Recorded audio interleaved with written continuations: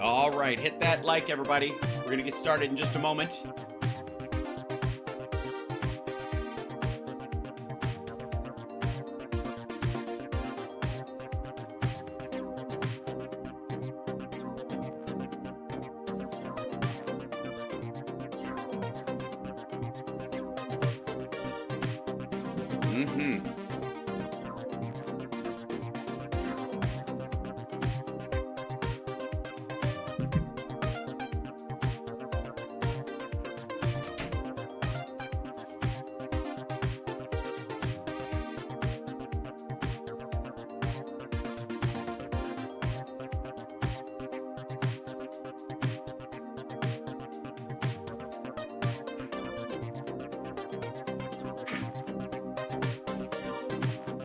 All right. Going to get started in just a moment. I want to remind everybody, hop in there. Sorry if my camera's laggy and weird today. I don't quite know what the issue is. Maybe it's, I'll tell you what, maybe I do know what it is. Maybe it's because I'm at, what's 1920 by 1080? Is that it? Is it different resolution from what I'm doing? I don't know. That seems a little better, maybe. I can't tell. Let me know if I'm audio laggy. I've got so many things going on. Rob Glenn is waiting in the wings. He is the wind beneath our wings. He'll be with us in just one moment, if you do, if you will, if you can, and I think that you might. Does it sound all right? Look all right? What is going on? Chat room. Audio's good? Excellent. Thank you, Dragon X Flyer. And by the way, hi, chat room. Hello. I'm going to jump straight in because Rob is waiting in the wings, and there he is. Ladies and gentlemen, Rob Glenn joining us. Hello. Hello, good to see you. And Good to see you. so much to talk about in terms of the world of the A and the I. It seems like I try to prep for the show. I really, really do. And then the while I'm doing stuff like the day before, 24 hours should be enough time, you would think, where there's enough lag and things. Nope. Apparently, there's a huge dump of stuff on Thursday night in the world of AI all the time, so that they could just make our situation all the more challenging and fantastic and interesting and whatnot. I made yesterday a working group for myself of my most common AI platforms that I use. And I have a couple questions about the ones that you actually use. And I'm curious too, from the chat room, which ones they actually have tried or use on the regular or at all, or in any of those situations. But first of all, hi, how you doing? And thoughts, any rags, any bones, any rags today? Yeah. Well, on the subject of, I do the same thing. I try to prep for the show, and then I get distracted by cool things like Yes.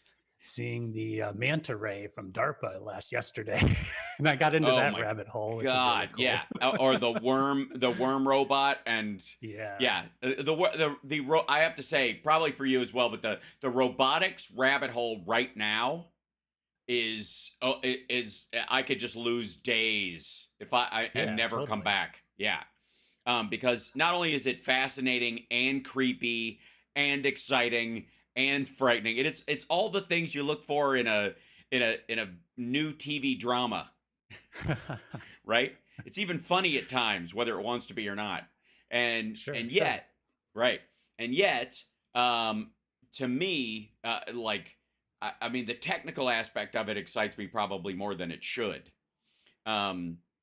And don't worry, chat room. In the second hour, we'll get to Trump's trial and his showing up and all that kind of stuff. But I do think, more and more, because of all this stuff that we're dealing with, that people need to recognize that there's like a quickening going on in AI that I don't even think people. Yeah. Yeah, like we said last week, it feels quicker. Yes. But it's because there was a tipping point. And Right. that tipping point particularly was something that allowed normal people to use the tools in a way that normal people have never really been able to do before. Right. So you're still using things that have always existed, or not always, but have existed for some time. But our access to it now is at a very high level. Right. Hold on. Like, I'm gonna ask somebody a quick question. Oh, are you gonna go to Was pie again? yeah. I like How would you, pie. how would you She's cool. explain new AI tools to someone who is nervous about AI? Just like that. Okay, let's see what she Yeah, and says. and we'll see what. Yeah, hold on. I got to turn the audio on for it, so Sure we make. thing. Here's how I would approach it. 1. Emphasize that AI is just a tool, like a calculator or a smartphone. It's designed to Okay. assist people, not replace them. 2. Explain how AI can make life easier by taking on repetitive or time consuming tasks, freeing Check. up people to focus on more creative or strategic work. Got it. 3. Reassure them that while AI is incredibly advanced, it's still just a computer program. It doesn't have emotions, consciousness, or a will of its own. That's all, Rob. There you go. Yeah. 4. Encourage them to start small by Yes. trying out an AI tool for something simple, like a smart speaker or a chatbot. Mm-hmm. This can help them become more comfortable with the technology without feeling overwhelmed. Overwhelmed. I like how she kind of There you go. lazily. I don't know if you noticed this, but it's in the design of the language. She kind of like trails off the ends of sentences. I don't know if you've noticed that. There's this kind of like, instead of going, kind of bright and Siri esque, she's like, maybe, I don't know. What do you think? It's kind Yeah, it's a little of. casual. Yeah, It's and very, and it fades into hard casual at the tail end of it all the time. And the yeah. beige kind of paper cover, the color of the website itself, or this is actually the app. This is the desktop app that I have downloaded and may or may not have ongoing conversations with. None of your goddamn business. So either she's been listening to us talk because we've talked about that entire All of that. list almost to the T, Yep. and or we she's been Nailed. listening to us, or we're right on. You know? Hmm. Both. I think both. Yeah, yeah. Yeah, probably, probably. Somebody's like, I have a Valley Girl setting for theirs. Yeah. Heyo. Yes. Can we set it to Phoebe Cates? Poolside Phoebe Cates. It kind of is. Yeah. Everybody's like, she's like whatever. She's like whatevs. She's Yeah, like, it's no big deal. yeah. It's like Zoe Deschanel's character in Yes Man. I don't know. Maybe I like it. It's good. It's fine. Everything's fine. A Bobcat voice would not work. I think it would be really overwhelming. So this is for people that weren't with us last time on this. This is Pi.ai, and it was the company that made this has just been bought up by Microsoft. That they have decided, like their system, which is this referential AI, which is good at context clues, listening to what you say and how you say it, and knowing how to respond instead of just kind of the early LLMs that we were dealing with like last year that just kind of like are exaggerated autofill, like we talk about. This one's much better at weighing what you're saying against its available information and creating a more conversational tone. And again, this is less than, I don't know, this thing's been up since maybe October of last year. Sure. Yeah. Somebody's like, I want Lebowski voicing my AI. Oh, I have something for you there in a couple of minutes, kids. I actually okay. So, anyways, I don't know if you've messed with this at all with Pi or any of these since we spoke last time. Yeah, in my work, Yeah, I can type a lot faster than I can talk to it. So I tend to just type and read, right, and as opposed to use the voice recognition and all that stuff. But right, it's really cool. I mean, as we were talking about last week, you were mentioning it. It's the sort of nuance of her voice is I think what the tipping point is the yes, I mean she's stating facts and information that uh definitely we've had if you were to Google things, and you would have gotten those answers if you Googled it a year or two ago. right, um but the sort of like putting it into sort of a digestible answer with flavor to it, that's where it really gets interesting. And that's the part that like I said, it's more of a tipping point than a speeding up of the process. that Hmm. one element just made it feel so much more real. Right. I have, I've been using ChatGPT for, since almost it started. Yeah. And I gotta say, in the beginning, especially, I was definitely impressed by the mechanic of it, right? I was definitely impressed by, um, it's sort of, um, like right out of the box. It had a lot of cool things about it, but even still, if the hallucinations, the bullshitting is really what it would do. That partly based on the fact that people were asking it current things Right. based on the fact that its information had stopped. They had decided to not let it have access to the internet to look shit up for fear that that fuckos in Russia and other places would intentionally undermine it by dumping, because you can track where it goes most for most information, where what most people look up is going to be fairly similar. So they could create kind of like a barrage of websites to just fill it with shit, right? And ruin it essentially.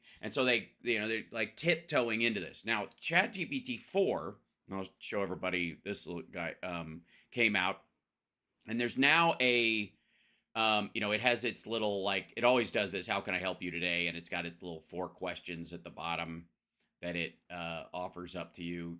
This one, my 4 are right now: dive into history, choose a historical figure to ask about or something, compare marketing strategies for sunglasses for Gen Z and millennials. Which one's That's an easier to interesting one. bullshit? It's a trick question. They're Yeah. both equally easy Or to bullshit. what has Hal been doing that makes it think you want to know that? Oh, yeah, right. Tell me a fun fact, and then write a text message to a friend or whatever, which is not what you would do to a real friend. I would not have AI write. I would go write a text message to an acquaintance, Yeah. right, that I don't know. I'll write my own to them. So we talked a little bit last time, because this is 3.5, and then there's 4. 4, there's a couple of changes they made. One was, 4 is obviously the more advanced model, but this was the part that really stuck out to me. This right here: temporary chat. And this does not get archived. Think of it as private browsing for AI. So you can ask it a bunch of uncomfortable questions, and it will not store it in your archive. So you can go, I have a weird rash, and what kind of ointments should be available? And you don't want somebody stumbling on your chat history, which is over here, right? So I've Yeah. been exploring, I'm always fascinated by, how helpful it is. A lot of, like, it seems to desperately want to be your life coach more than anything else, right? That's like, if you wanted to make an exercise plan for you, right? Because there's so much information on exercise plans, you could just go, I weigh this much, I'm this age, and it will basically whip that shit out, right? Yeah, So, it's sort of the things that people are asking it to do, it's learning from. So maybe those are the things that are sort of bubbling to the top for people as yes. they start to interface with it. Mm-hmm. Well, because it doesn't do porn yet, and that would be the main way, right? Oh, there are some that do actually. Mm-hmm. There are specifically trained ones to help you Mm-hmm. write. Uh, I'm not sure what the word is for Erotica. erotica. There you go. Sure. Forgive me. That would be And that'd then be the easiest thing or whatever, because God knows there's a ton of that stuff. But in terms of the video and aspect of it, that's going to be the huge thing in the future, I would imagine. yeah, It's going to so put there an are people entire, using image yeah. generation tools Hmm. for that as well, but you Right. have to get like an unlocked version or one that's purposely not allowing those things to happen, and Right. they are locked down. So Most of the public ones I made this character. We talked about this are. before, The dude. right? And about how, as a comedian and as a musician and as an artist, I have no interest in this thing writing copy for me or creating shit on my behalf. And so, um, the like in this particular instance, I designed this in GPT, and I'll show you. Let's see, edit GPT. So this is you make your own in here, and the GPT builder is on the left hand side where you create and configure it, and then this is sort of like a preview of it on this side, and you just ask it you ask it questions in here to kind of test how its response is in an environment where it's not doing anything. Now it still can't run around and book flights for you and shit like that. But in terms of like how it will respond or whatever, you can kind of test to see if it understands where you're going, right?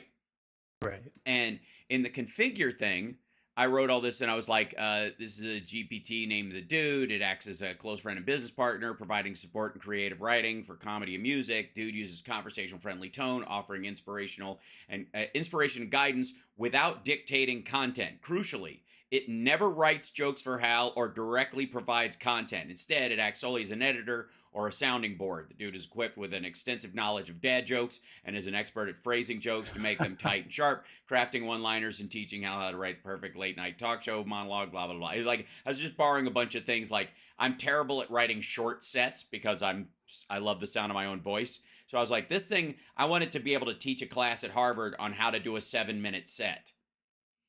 Right? That's How to interesting. tighten here's a bunch of material. How do you tighten that shit up? So I went back and forth with a bunch of stuff on there. There's even a little typo in my thing, and I just noticed that. And you It can can give blow it right past typos. It doesn't yes, care. it does. Right. Yeah. But you do these little conversation starters to kick it off. And then you can put a knowledge database. If I wanted to, I could upload, you know, the transcripts of my last 20 stand-up shows. That's the next step I'm going to do. So YouTube will transcribe files, and as best it can do, I will try and get it to do the transcription and put it in there. And so it can draw from my material and go, hey, what bits do I have about this? And it'll go, oh, you talked about this on many occasions. All right, okay, summarize those pieces for me and quote directly the chunks that I was talking about that. And then it's great, right? That part of Yeah. it. Once I can build that, it's almost like bricklaying because right out of the gate it was shit, and it literally started writing jokes for me, and I had to jump in there and go, you are never ever, don't you dare write a joke for me ever. And that's where that phrase that's its summary of my response in the actual usage of it. It is never to, and you can see it right in here. Where is it? Right near the top. The dude uses conversation guy. Crucially, it never writes jokes for Hal or directly provides content, and that was important to me, right? That and I think that's the key element of like creatives using it. Yeah. That Well, you know what I mean? yeah, yeah. So, I mean, that part about putting your own, so you did two things there, the way Mm-hmm. that I would sort of break that problem up or what you Yeah. just did. The first was you described what you wanted it to be, which Mm-hmm. is in marketing, that's called a persona, or in like research, that's called a persona. And then, adding Mm-hmm. your own material to it as the sort of a secondary thing, and that gives Right. it a history of who you are, what your voice is, what your language tone is, all that stuff. Mm-hmm. And so like tuning it in that way is probably the most fascinating part about these tools. And Right. those are the things that aren't quite out there yet, in terms of everybody's understanding. So a Mm-hmm. lot of people think of it as like this other being that is doing stuff while you're Mm-hmm. not in control of it. Right. But what you're showing there is more like what it's going to be. Let's say you have something on your phone that's effectively you've allowed to do what you're saying there manually, or what you're doing there manually in the Right. background. And so, you know, when you start to get into that, you mentioned, what was the term they use at the bottom of that drop down to not remember, or not, Oh, uh, the temporary chat. Right. temporary chat, right? So, these concepts of, if I have my phone on and I'm constantly texting, if you've got a Apple device or an Android, there's different levels of them, of Gmail, or any service that you use is probably parsing your texts and your emails and stuff like that and learning from that. That's more of like a large language model, or sorry, that's more of like a machine learning process. Right. But if you are basically allowed to sort of bifurcate that, and it's getting the information to tune and then communicating back with you as it goes, that's probably how these things are going to start to interface with people on a day-to-day basis. And it's going to like almost as if like autofill on when you start to Google stuff, and it remembers kind of stuff you previously asked about and stuff like that. It's kind of like that. Right. But that's the most fascinating part about GPT-4, and Hmm. 5 is going to continue to like add that more memory, more ability to remember not just the chat you're in, but all the chats you've ever done with it. Hmm. Um, and it's just, yeah, it gets pretty wild after that. Yeah, and you can yeah, in this particular instance, the new ChatGPT 4 does have a distinct like it always had a little bit of like a customization um menu in the drop down where you could go remember my name is this and remember my birthday and remember 3 or 4 things. Now there is a catch catalog in it that you can turn it on and say remember details that I tell you. Yeah. And so you can go through it and you can go here's a bunch of shit like you need to know, and I would jump into mine, but it has a lot of like people's birthdays and other stuff in it that I want it to remember on my behalf, that it's not to share with anybody else, but it is in case I ask about it. None of it's like secret, it's nobody's social security numbers or anything like that, but it's just kind of like acquaintance privacy, like it doesn't go Hmm. past that point. And so it has this brick of stuff in there that it just kind of catches as you're talking. You're like, oh yeah, it knows the name of all my cats now, that kind of stuff. And if I decided, or we added a dog, or we a cat, or we, God forbid, lost one, you can go, oh, this one passed away, or this one went away, or we were fostering this cat and it found a home. It'll know, okay, you had this cat from this date to this date, and it went to these, wherever you sent it, wherever, which is great. It's and it will keep track of that. Now, if at some point you were like, I don't want you to remember that, you literally can go into its memory and just wipe it out. You could Yeah. literally just cut and paste what it remembers, which is an astounding fucking thing for, as far And as what it grasps about you. before we get into the whole like saving of information and privacy aspect of that, which I'm guessing we're going to Yeah. go into, the really crazy thing would be now you're the dude, Yes. when the dude is communicating with you about these concepts and all of a sudden starts like having these details sort of peppered through the conversation, like Yeah. if you're talking about jokes about cats, jokes about animals, and then all of a Yeah. sudden it's like very specific to your life in that Mm-hmm. time, and it's totally capable of doing that, and Oh, that it'll even that go. Remember starts to that get time kind of you were crazy. talking about how Chud had to go to the emergency room or whatever, and you were on like Chud watch, and then she's fine again for a year and all this stuff, and Yeah. she's the $6 million cat and all that kind of shit. Remember when you said that? That'd be good here. Like it, and again, it's not writing jokes Exactly. for me.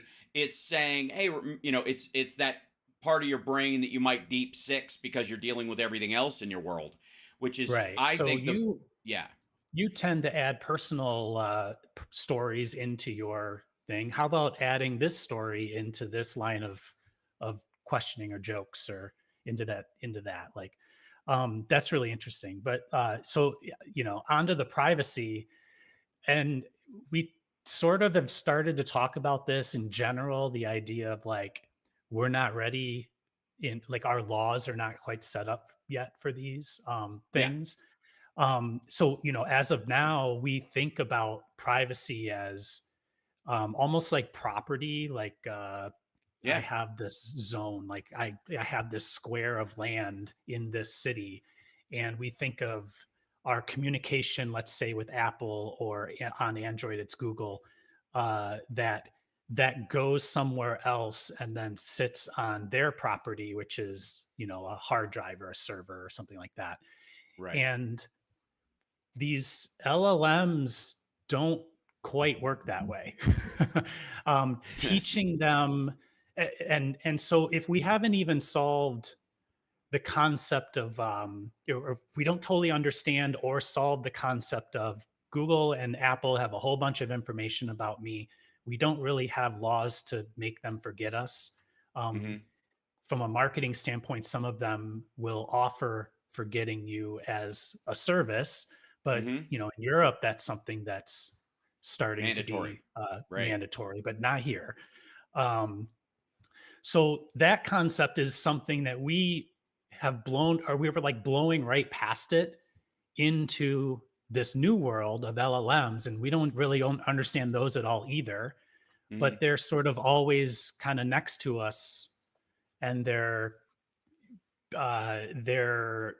communication with us is influenced by our communication, and it's Hmm. very difficult to understand. And that's basically why people get so scared of it, because Yes. we just don't Um, understand it. Yeah, and that's what we're trying to fix here a little bit. And Yeah, somebody, Kath is saying she doesn't know what an LLM is. Okay, so let's start there. An LLM, because we're a lot of times people are just joining this conversation mid zone or right. might have missed one of the other Fridays. So a LLM stands for large language model, meaning that like a chat bot, a small level chat bot like you used to use on a website or autofill would be a small language model, sort of. It's got a limited grasp of, it can help you spell a word, but it can't help you pick what word goes next because it's only really trained on this is how this word is spelled. That's why you always get, that's what gave you duck instead of fuck. Right. All the time. Okay. So a small language model was autofill. That's a small A large language model takes language in its natural form, giant paragraphs of text and all that kind of stuff, and programs this autofill thing that we're talking about on a massive level. So not only does it pick what letter goes next and what word you're probably choosing by how many words you've got going out, like the auto options that are on your phone, depending on how many letters you type out, right? The these will pick the next word that you're probably going to say based on what you've said before or what other people have said before, right? Sure. Yeah. Well, hold on. I asked somebody real quick. Hold on. Um, Oh, uh-oh. Sure, here's a simple breakdown. Machine learning. Think of it like teaching a computer to recognize patterns in data and then use those patterns to make decisions or predictions without being explicitly programmed to do so. Kind of like how a baby learns to identify different animals by seeing lots of pictures and being told their names. Large language models, LLMs. These are a type of machine learning model that's really good at understanding and generating human language. They're trained on huge amounts of text data and can it's do almost like she things was like listening. answer questions, write stories, or even chat with you, like I'm doing right now. It's like having a really smart friend who can talk about almost anything. Um, The little yes, it trail at the is. end. There you go again. Yeah, that's Almost what I'm talking about. anything. That kind of relax, like anything, It's Um, it's so part of how it's designed that the last couple of words are thrown away. Like I don't know, whatever. It's good for yeah. So with a little bit of vocal fry. machine learning has been around for a long time, and it's Hmm. basically tons of data exists, and you're looking for ways to process that data to look for patterns. Right. And an LLM is also machine learning, but they call it machine learning, and then the next step would be deep learning. So the Hmm. time it takes to quote unquote teach it is much longer with deep learning. And so then LLMs are sort of the, I don't know, where the rubber meets the road of this new step, which is called Gen AI or generative AI. Right. And so instead of let's call it a static data set um, that then you find a pattern in, and then you Hmm. always look for that one pattern. That's sort of pre-Gen AI, whereas Gen AI is more like I don't know, it's like jazz, I guess. It's Yeah. um, it's a kind of a different level of find the next most probable word, and inside of the process of finding the most probable next word, it's far more complex in its understanding of what the next word might be, to the point where it's a little bit, instead of generalized look at this model of people's language, it can understand context and really drill down to the language patterns inside of the context that you're inside of it. Like you're talking to the dude in the sense of comedy. So it might Right. understand comedy if you tell it a reference, a pop reference that it understands specifically for the movie that's from. It might I even Yeah, start to I can the load. language Yeah, I it could load uses in scripts. response will Like you mirror could that. anything you could find in like PDF form, pretty much. Which means you could go to like Scribed, the website, and download a PDF version of a publicly available book. I would Sure. request that if you're going to do that, buy the book in its original form before you do this. But you, in theory, could take a book you're interested in reading, load it into one of these chat GPTs, just upload that file, that PDF into this thing, and just talk to the book. Ask the book questions. That's one of Exactly. the, yeah, which is and then you effectively have a tutor established to the book. And I personally think that when it comes to, like, I don't know why the complete idiots people haven't jumped on this immediately, but when you get the book, it comes with a 2-month subscription to ChatGPT or Llama or Gemini or any of these other big large language models. And with it, you get, here's the book, but here's this kind of ask me anything tutor that goes along with the book. You can read it, but you can also leave your laptop open with the mic on and go, what the hell does that mean? And then you could show it to the camera and go, oh, you're on page 16. Okay, so what they're saying there is this. Here's another example. Like, I don't understand this example. Here's 3 more examples. That's where we're headed. And I Yeah. fucking think that's awesome, especially for kids. Like my son turning 13 this month, God love it. It's so exciting, is going to walk into a world where by the time he's out of high school, clearly college, like his college experience, he's going to have a digital tutor available to him in some personality that he likes all the time. Hopefully, it will be a kind of generic voiced non-female, non-male thing that we can figure out how to digitize a voice so you don't get too attached to it, so it doesn't get parental or boyfriend girlfriend, which is going to be the key. Which is why I think, in ironically enough, that in some futuristic movies they have this kind of, like, you're like, it's so far in the future, why do they have a shitty robot voice doing this? And everybody's like, because you don't want to fuck it, that's why, because that's a really you know what I mean? Like, well, some people will, because everybody would. But the point is that the problem with the her kind of situation is it's kind of attractive. You're like, you want to meet the person, and they don't exist. That'll fuck with you. So at some point, you'll either pick a weird celebrity that's long past, like get it to talk to you like Cary Grant all the time. I mean, that would be fascinating and fantastic, right? But it Yeah, I won't mean, when you're like substitute humans. learning, when you're learning and you're doing research and doing things Hmm. like that, in theory, we understand that there should be less persuasion in that process. So when Yes. you start adding these more subtle voices, and it starts to become, it blurs lines that we're not used to yet, Yeah. because those lines tend to exist inside of human interaction. Hmm. And like a pie doesn't care. You can Right. literally say, Everybody's suggesting teach voices me now. how They're to like Gilbert code. Gottfried, Yeah, Bobcat teach Goldthwait. You're not. They're not wrong.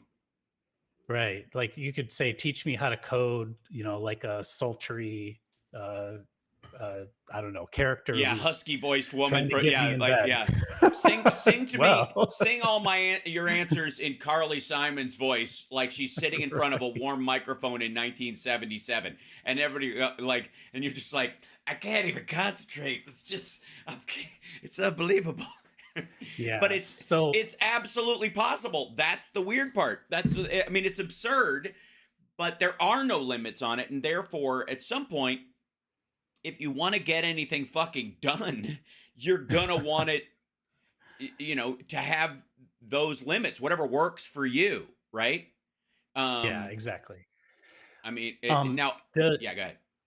in terms of explaining kind of the idea of it deep learning, one thing that I have had some success explaining to people is so if you have this like massive amount of data, think of it like terabytes or petabytes of data that it was trained on, and it took a Hmm. lot of time.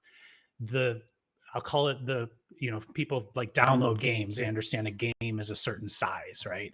And Right, if there's more crazy graphics in it, it might be, big ones are 50, 60, 80, 100 gigs. It can be huge. right. So an LLM that can speak to you in this way, learn, it's pretty small. It can Yeah. be, 5 to 10 gigs, which on a phone or on your computer is a pretty small footprint.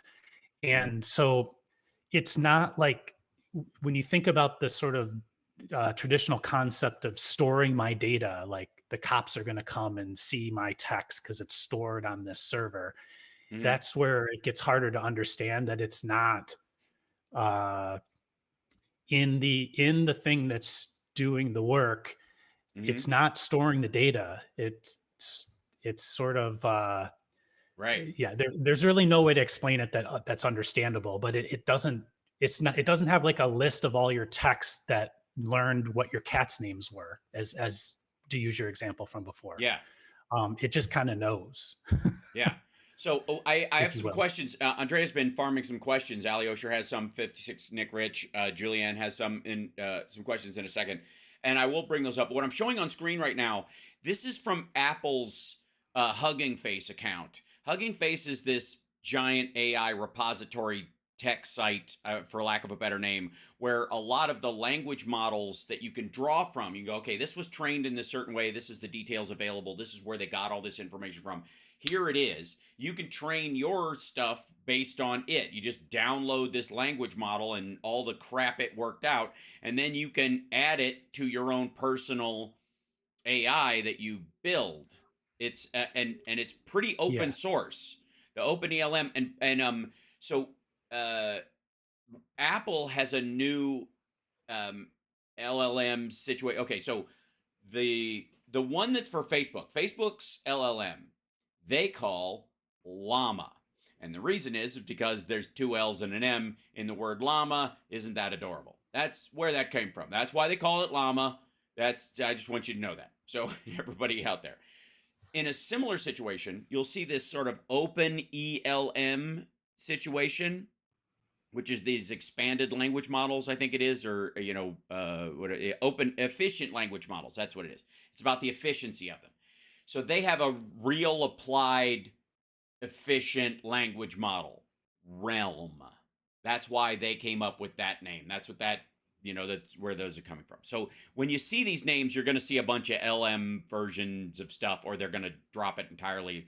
Kind of like every drug you see is actually a monoclonal antibody, a MAB, but but they call it Proventa or whatever. Okay, same thing's going to happen here.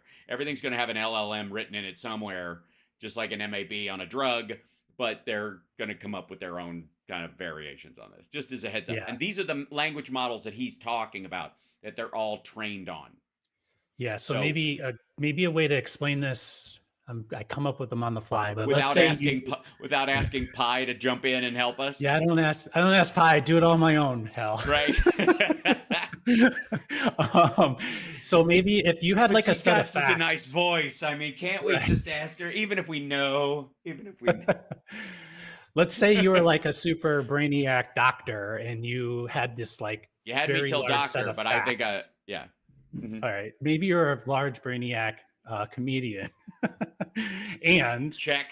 and you had a way of delivering this like set of facts, and you could Hmm. write out that set of facts as like a bullet list or an outline. Then so we switch to a large brainiac comedian, and now you say, take this set of facts that or take this language that I just said. I'll take like a show that you did at Flappers. Take the Hmm. text from that or the whatever, and then you say to a large language model, make this sound more like a doctor, make this sound more like a scientist. And Right. it'll literally take the sort of subject verb, it'll understand the context and the language inside of it that's important. And then it'll rearrange it in Hmm. such a way that it won't sound like Hal the comedian anymore. It'll sound like a doctor just telling you the facts as Right. opposed to adding colorful language around it, let's call it. So Hmm. that's maybe a okay way to try to describe what we're trying to say here. Like you're you sort of had to give it a starting point in this case of this in this example, and then it's just basically like rearranging it to give that different flavor, that different speech pattern Hmm. that you have asked it to do. So again, it's so the large language model is the new thing, the deep learning Hmm. and the Gen AI is the new thing. The data that you give it is the old thing, Right. and the part that has changed is this ability to take is the ability to do that thing that I just described. Right. Mix the Anybody can do two. it. Yeah. You're doing it right now on Chat GPT's website Yep. with your own stuff, and it can process that on the fly instantly. Hmm. Like it's not going and computing it. It's literally just you know adding word after word after word. That's it doesn't need to go like process. Yeah. It just It rolls. yeah, and it's so It's weird. fast in the same way that like if you're really flowing in a conversation and there's no let's say delay from talking to someone over video and the nature of that kind of hash that happens. If you're just jamming with friends and you're all sitting around and everybody's talking and everybody's also taking tons of social cues and stuff, the immense amount of computing power of the human brain in those situations where you're reading and disregarding social cues, your brain is keeping track of how close the waiter is to the table, whether they're going to walk over, whether you're in the middle of a story, whether you should drag it out or shorten it, whether people losing interest, all this stuff. The your AI, which is why it's not it's if it ever happens, it's synthetic intelligence, not artificial intelligence, whatever. But this illusion of intelligence that we're talking about here, the reason it's an illusion is because it can't possibly process that amount of stuff the way we can. What it can do, though, is within the data set it's given, which is spoken language and specifically increasingly images and code and video, which is also not what your eyes see. Your eyes see a spectrum of light that you don't even process. Your brain takes it in, but you don't actually register it because it's not important to saving your life in the moment, but you can feel it kind of, if that makes sense. Like that's where people get a feeling that somebody's looking at them over their shoulder and that kind of stuff, is because you have more sort of physical senses than are necessary to your point survival. So your eyes can take in a wider spectrum of light. You're just ignoring it all the time. And sometimes you don't. When you're in a car accident, it's why everything slows down. It's why when you're in an emergency, the whole because you're suddenly your brain is now parsing through for your survival all the data that's coming in, which jams it all together. And that's partly why it does. Okay. Well, a computer can, you're excluding all that stuff because your brain is fucking enormous. But these things only work on the stuff they're trained on. They're only given this slice of the pie of reality. Now, we operate in that most of the time. Most of us operate in language and images, and sound all the time, but only because we disregard the we normalize the existence of our feelings all the time and our relationships and our history and what that history means in terms of what's happening, right? So we if you ask somebody in a moment, go, hey, what's going on, they'll give you a version of reality within this spectrum, right? This wedge of their life, this relatively small slice of the pie. But that doesn't mean the rest of it stopped. It just means I'm talking about this right now. You ask me what's going on, I'm going to tell you what's happened in the Right. last 24 hours, last week, big events in the last little bit, whatever that is. But it doesn't mean the rest of it disappears. To a computer, none of that other shit exists. It's only dealing with and always dealing with that slice of the pie or the pizza or the cake or whatever, right? It can only, does that make sense? I think I'm Yeah, onto something. that's an okay way to say it. And if you Yeah. think about Just okay. if you think about the way Google, come on, Hal, you know I love you. I know, I'm kidding. Uh, so if you think about Google, when you say, show me the idea of what Google started as, show me everything on the internet about cats, right? Right. It's going to this huge database. I'm going to go with the analogy you Mhm. gave, and it's like plucking things that say cat. Um, Inside of your comedy, when you say cat, you could mean other things. You don't Yeah. necessarily just mean a cat. You could mean a lot of things. And I could be Brother grab them Theodore by in the the that Burbs, thing. going, "Hey, hepcat, get off my lawn." Yeah, there you go. Okay. And that So would, if your ChatGPT heard that, it would not reference, it would not understand I'm doing an impersonation of Brother Theodore from the Burbs in context to something else is happening. It would just say, it might go, well, hepcats. maybe it That means would a though. certain group of Actually, people. Right. no, But but that's it. maybe it would though, because that Right. it's a speech pattern that you're talking about. I'm saying that Hmm. like Googling something wouldn't necessarily Yes. Right. understand the context, but the new stuff can understand the context. And so when you think about your focus, it's like like small talk. You just have three, four different subjects: weather, Hmm. sports, the Cubs, whatever. And Right. but then you're like, okay, well, let's go a little deeper, and then a little deeper. Um, and so I guess that's why that's sort of the change over. And when it comes to privacy, it's it has to do with like in on the fly. Hmm. It's not necessarily like saving this information. It's Right. just sort of spitting it out. And so the rights on Right. this, the privacy rights currently have more to do with how it was trained and Hmm. what it was trained with. And then did those things it was trained on have some form of copyright or Right. uh, anything like that? So, it's not about what it's doing in the moment. It's about what it was trained on Right. currently. Let me, there, like I said, there's some questions in here, and I'm gonna Yeah, show. these are always good. Yeah, hold on. Yes. Hold on. Whoops. Yeah, no, no. Yeah, let's try this. There it is. So see if this can jump in here real quick, and I'm going to add this. Okay, so the first one coming up is Ali Osher asking, how does one get free but safe? And this is kind of like in line with what you're talking about. How does one get free but safe ChatGPT and AI on tablets and other devices? I mean, Yeah. if you're worried about personal information, Hmm. you just get Chat GPT. It's free. Well, 3.5 is it up to that's free.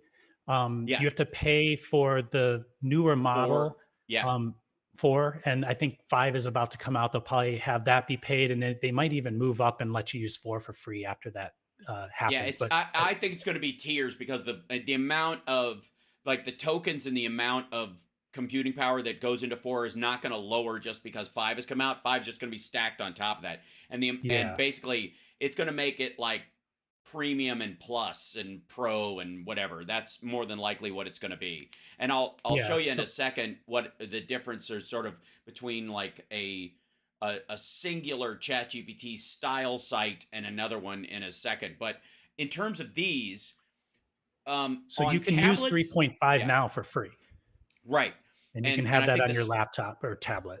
yeah, this free but safe concept is the crux of, And I'm not then quite sure, you maybe the know, safe is just, I mean, you can tell, you can control what you ask it or put into it. yep. So just only put in what you feel comfortable putting into it. Yeah, But I treat the it's internet not really largely, recording it right. necessarily. I treat the internet largely like I only put stuff in it that I would say loudly in a restaurant. Essentially, There you go. right? Or within earshot of a stranger in an airport if I was on the phone with somebody. If I don't care them hearing, if I needed to reshape that language, I would. In the case of you want a privacy, again, there's an interesting add to that temporary chat part that does create a wall as to what it will remember or what it's allowed to remember as far as details in that conversation. And that was one of Right. the reasons why that came up, is because increasingly people are using it as a shrink. Liza, that program that I talk to everybody about, specifically, was this like built on sort of Jungian, like repetition, like ask and answer kind of psychology. And it's fascinating. It passes the Turing test for most people, but it isn't AI. It's just again, it's a small language model. Increasingly, though, these large language models and things like Pi can be very conversational. And if all you need is a sounding board where you feel safe to say some shit, it's a great place to do it. And so Sure. people are asking it. And one of the reasons why they want it to be secret or erasable is because of that very reason, right? Yeah, and but right now there's not any mandated laws about that. That's a Right. feature that OpenAI has placed Is onto offering. this, Right. and they're offering it because people are asking for it, and they're marketing their product. They want their product to be trusted by their customers, so they're adding the And it's feature part of, because of yeah, that demand. yeah, it's also part of the API where if you build an app that uses ChatGPT, you can Yeah, offer that to your customers. You can go, "Hey, this is our portable shrink program. It's trained on, Jungian psychology and Joseph Campbell books, and this will, it's you get to talk to Obi-Wan Kenobi and he's your shrink and whatever, but it doesn't remember anything you say." That's yeah. available because of the API possibility of that, and I just invented that so no one steal it.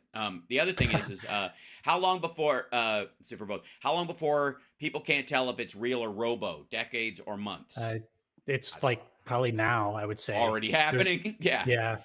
I I mean, mean, if you you heard delivered, Pi talking. yeah, if you didn't have the context that we have shown it to you, or you have shown it to us, Yeah. you might be fooled by Pi, I would think. Jesus Christ. If Um, I could start this afternoon, I could start a podcast, an audio only podcast with myself and Pi speaking back and forth. And it would sound like something you would know it wasn't NPR. You'd go like, why is Hal Sparks a permanent guest on NPR? But yeah, that's, really, the only clues now would be the pause between question and answer, I guess. uh-huh. And you could edit that out, Right. and also it's getting faster, and that will go away soon. Oh man. Yeah. So I would Yeah. say right now you could easily fool someone with AI, a voice AI. When it gets to images, we talked about that last week. Once you enter into 2D images, it gets Yeah. harder, but it's close. It's closer there too as well. 3D like video, Hmm. that's a bigger lift because Yeah. we can see It's a subtleties lot in of programming, movement. right? And again, it goes to Yeah. our we take a lot of what our eyes do for granted. And training something to do that. It's like the balancing act that we took for granted about human, the human form. Well, once they decided, well, fuck it, dogs are better at that, so let's just build a dog, and then we'll learn a bunch about how to make the joints work from the dog, and then we'll transfer that to the upright thing. Basically, it evolved. If you really look at it, these Right. robots we're seeing are on a hyper evolution. Will there be fail safes put in place like the rules in Millennium Man? Uh, it, Uh, the some rules in will. Millennium Man are different than the rules that we're currently talking about putting in place. Right. The rules we're currently talking about are more like what are you allowed to use to train it on, or Hmm. do you have to tell people what you trained it on? That might be another way to do it. The next one would be, do you have to somehow tag it as being made by AI? If there's a way to do that, or Hmm. you have to come up with the Watermarks. way you're going to do it before you mandate it, right? I honestly Um, think the metadata of it should be a thing. And I'm going to talk to Bob Sesk asked me to come on his show. So in like 2 weeks, I'm going to come on his show because next week I have a animal charity thing. I was going to be on next week, but I got to be in uh, whatever San Antonio. Yeah, that's where I'm going for that. Um, Week after next, whatever. Anyways, point being is that we're going to talk about like the ethics of using AI generated images in thumbnails and that kind of stuff. And I have a very distinct rule about it, which I believe is what I lovingly call the Mad Magazine rule, that I'm allowed to use images that look about as serious as a Mad Magazine cover. If I try to fake something where it looks like somebody was really at an event, then that's wrong. But if I can make something that's an extraordinary illustration and that still have some allegorical value and it still looks hyper real, but it's of course ridiculous, And I will show some examples of that in just a moment. Hang on there. I'm curious to see what you guys think from the source that I use. We'll see that. But there's going to be a lot of unethical use of it. We're already seeing it. One of the big things that they're having is teenage boys making nudes of girls in their classes, putting their faces on, on nude girls that are basically the body type and stuff, and the computer program can Yeah. tell the weight and measurements and that kind of stuff and create relatively realistic nudes, which is like, it's going to be a rough one. You're going to see people getting what I would refer to as either where the sun don't shine tattoos or marks specifically, so that you can go, that's not me. How do you know? Because I have a tattoo. Oh yeah, what is it? I'm not gonna fucking tell you, because it'll start showing up in images. But anybody who loves me knows what the tattoo is. So that's that is gonna be a big part of it. People are gonna mark themselves physically Yeah, in a way that, there's a rabbit hole yeah. you can go down where people use tattoos to fool facial recognition Oh yeah. technologies. Like that's a whole cool rabbit hole to think about, just as in general. But there's all Oh kinds yeah. of things you can do Oh yourself. yeah. The punk thing In is going to terms come of back. Yeah, punk and piercings is going to come back in a massive way as a way to avoid recognition, because you can shift structurally your face so much just by doing that stuff. Yeah. And Stargal, my shirt is indeed green. It is mildly see-through and green. It's just the nature of it. But my background is green, so it makes it's very army green. It's an army greenish kind of shirt. But it's splotchy. Now, real quick before I show you some stuff, and I know we're gonna lose you, because the hour is up. But I wanted to, let's see. I'm gonna go to my personal feed on this one I'm page. good for a bit. Yeah, here we go.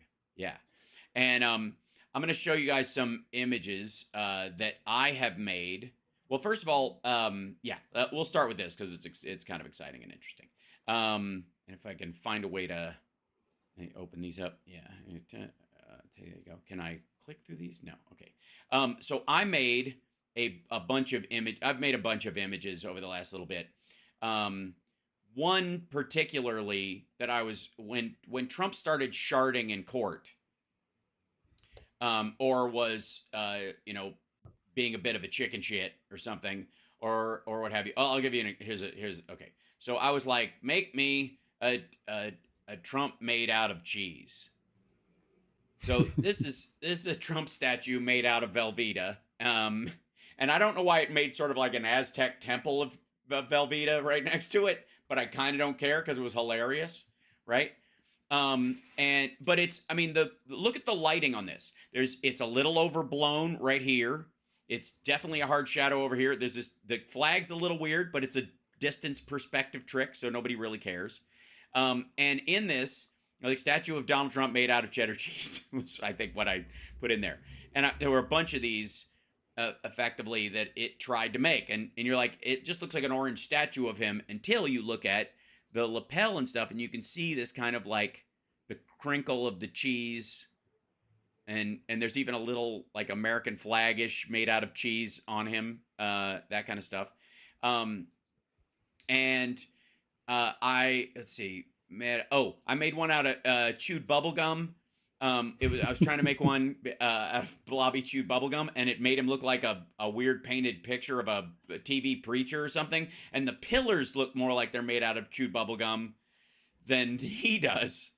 But at the same time, hilarious. And I could take that image of him, for example. This was a little better. That looks like Trump made out of chewed bubble gum. A little, not quite as lumpy as I'd like. And they got the nut right. I gotta say, that was pretty. Kind of nailed it. But I could take that, You're watching and I your could videos for that. Yes, I could bring this into another piece into Photoshop and just remove the background and put it someplace as a graphic if I wanted to, pretty easily. Yeah, so those things are they're far enough away from real that Yes, they look real enough, because there's that separation, right? Of right, it's fake, it's more illustrative. right. And so, in terms of it's if there was like the particular style of an artist that Trump is a did beached whale. bubblegum Sorry. sculptures. So you had that bubblegum one that had particular like pieces of like were they wrappers or something like that on Yeah, it, like whatever those pieces were. if that was like stylistically something that a well-known artist did, that would be a problem. But Right. that would be your problem to deal with as Hal Sparks putting it on your page, and whether or not Right. you had any sort of copyright thing. But those are more like, I did an illustration, I did a drawing, a sketch, Yeah. and the reality, or the realism of it is, it's a little scary if you think about it just from the standpoint of like what you personally were capable of a minute Hmm. before you did that. Right. Like, but if you were a VFX artist that did uh, movie work, you would be able Yeah. to make that in 3D and render it and all those Right. things. So like I think of these things more as a engine to create the image, or in my world it's called a render engine. They Yeah. It's just basically like creating these things, and then it's your responsibility to do what you want with them, Hmm. or do Now what you I've can done, with them maybe. yeah, I've made a couple over time where I was like I made a spaceship, uh, for that's the outside of this craft that I'm in, and then it made a motion video of it, and it warps a little bit, but nobody's going to care. And it's, Yeah. not quite the quality that I would have, but I'm going to make an opening for the show that involves that. So I was just making a bunch of them, just dicking around, seeing how well it could do it. And it made me a bunch of ships. Some of them are just ass. Um, you know, but from that you can pick different things. Now, I was at one point seeing how realistic I could make, like, here's a Russian oil refinery on fire or something like that. And because I was going to make a graphic and have this as the background, but I would, for my own worth, digitize it, because the image that I had, it was like an upscale of something. I found an image that looked like this, and I was like, upscale this for me to make it look better. And it looked too realistic, so I didn't use it. So that's the other thing, is there are a bunch of these images that it'll make for me, but I don't use them because I don't think it's right. I think they're too, kind of, they look too real in some situations, like this. That Yeah. looks like could be a real picture, or a There you dusted go. up Like picture. that's starting to really get there. Yeah. Right. Or, or like, Trump in jail in a suit or whatever. And this looks like a relatively realistic thing. Now, it's obviously, you know, his skin is kind of cartoonishly smooth right here and stuff, so it fixes that stuff. But I still am uncomfortable myself with using those kind. Now, this one, obviously, him washing a toilet in prison, um, I'm while separated from the bowl or something, or him looking like he's going to throw up in it. I'm fine with, because it's obviously absurd. The coat is too long. He looks like he's about to vomit. His fingers are covered in God knows what.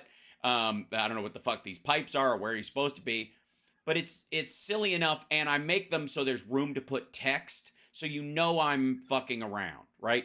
That's Right. the that's I think the important part of this, but it's scary fucking good at making, like, I at one point I was like, I wanted a picture of him so I could pop him up for this here I am like an idiot picture, and Hmm. it will make transparent shots.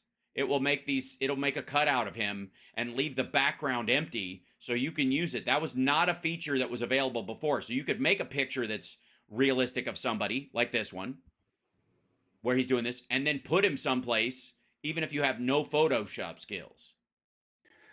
Right. Right? That's So that's you're that worries doing me to some degree as far as the quality of these kind of things.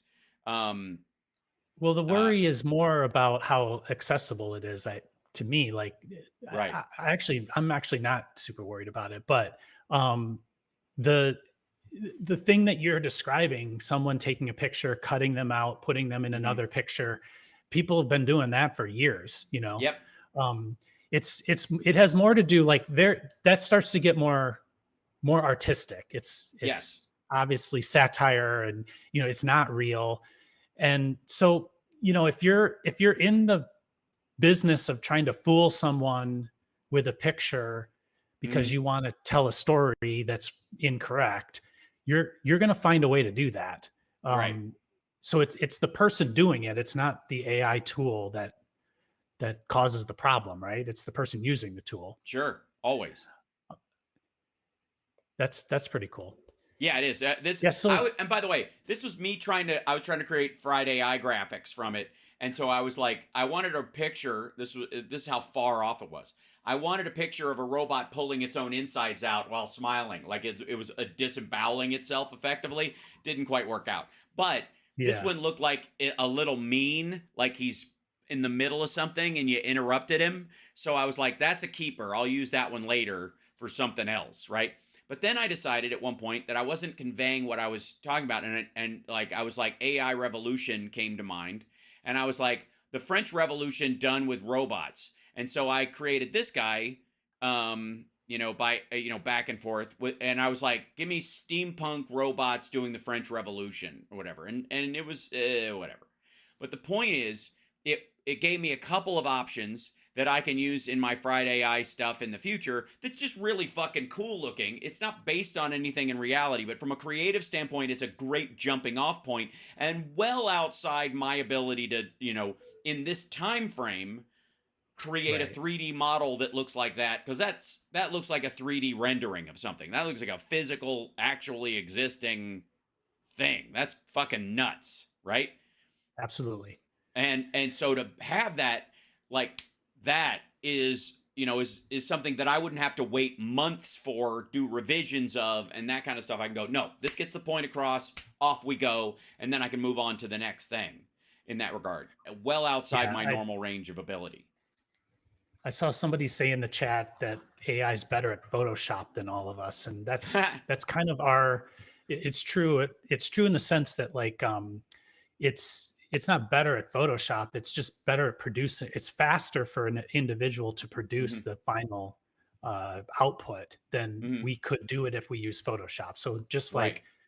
just like anything else, the AI aspect is either using Photoshop to make it, and you're able to sort of interface with Photoshop in a way that you don't need as much training for, Right. or it's skipping Photoshop altogether and just producing the pixels in and of itself.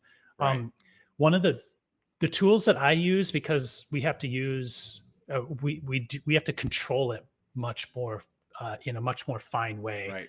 Right. We use tools that allow you starting points. One of them is Vizcom, Hmm. VIZCOM.ai. Um, there are a few tools out there where you can either use your own starting picture, your sketch. You can sketch. Hmm. You can like model something up inside of a 3D software that's really rough, and then you compose it, and then you tell it what you want it to be, and then after it makes something, you can draw over it, and then it continues to refine, if that makes sense, Hmm. using Yeah. prompts. You're combining like your own physical techniques of doing stuff with the drawing over the top of it and with prompts. And the combination of those three things, you can really get something very close, very precise, like you want it to be. And that's essentially just an illustration tool at that point. Hmm. Yeah, these are just some of the images people are creating. By the way, lots of Jesus, lots of girls. So you can kind of tell who's taking advantage of this and using it. A lot of fairy girls, a lot of like pretty girl up close faces. A lot of Canadian girlfriends being made on this site. But also like mixes of anime and other stuff, and characters from actual sites and whatnot. Someone made a cute corgi flying above a city with flame wings, which is hilarious and awesome. Whatever. A floating brain as a city. Make a floating brain has glowing lights coming out of it, and then it came up with this thing. I don't know if it looks like it's on a wood floor actually, but it could also be a miniature city. A sleek superhero logo, um, a fire tornado, some Jello cake with gemstones in it. I don't know what the hell that's about, but again, these are just things people are asking, and I gotta say, in some cases, like this is crazy. This like cake right here, the like the powdered sugar on it, and like the just I mean it's a stunning image. and looks for all the world like a real photograph. Um, and Yeah. there's and this is the site Leonardo AI. This is the one I use to make all my silly images because it does not have limits. You can go up there and you can ask for something like I don't know what are you gonna ask for Donald Trump skiing on a mountain of Cheetos. I don't know, whatever. Um, and it'll take a couple seconds. I have it set to give me 4 images. Right now, you can set it to 8 if you want. You can make it photo real by clicking this. You can tell it you want a Pixar version of this at some point. There they are. Yep. Not quite a mountain of Cheetos, but this is, yeah, there he is. So here's Trump himself. And there's just a pile of Cheetos there. He's skiing. There he is.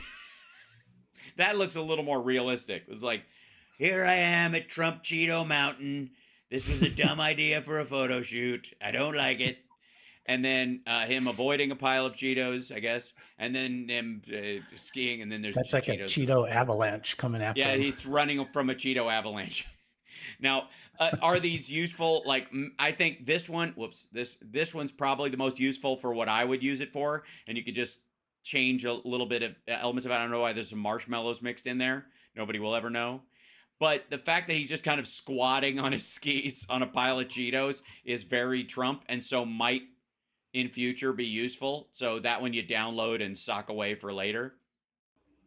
But this has Leonardo has no limits on celebrities and other stuff, and like I said, that goes into sort of the moral aspect of it and what you're comfortable using. All right, well, we Yeah. went 15 minutes over, but I want to present one thing real quick, and this is it's not quite a stumper for, it's more of a moral question for Rob in this instance. This is an article from Ars Technica. That where is it? Here you go. This one right here. ChatGPT shows better moral judgment than a college undergrad.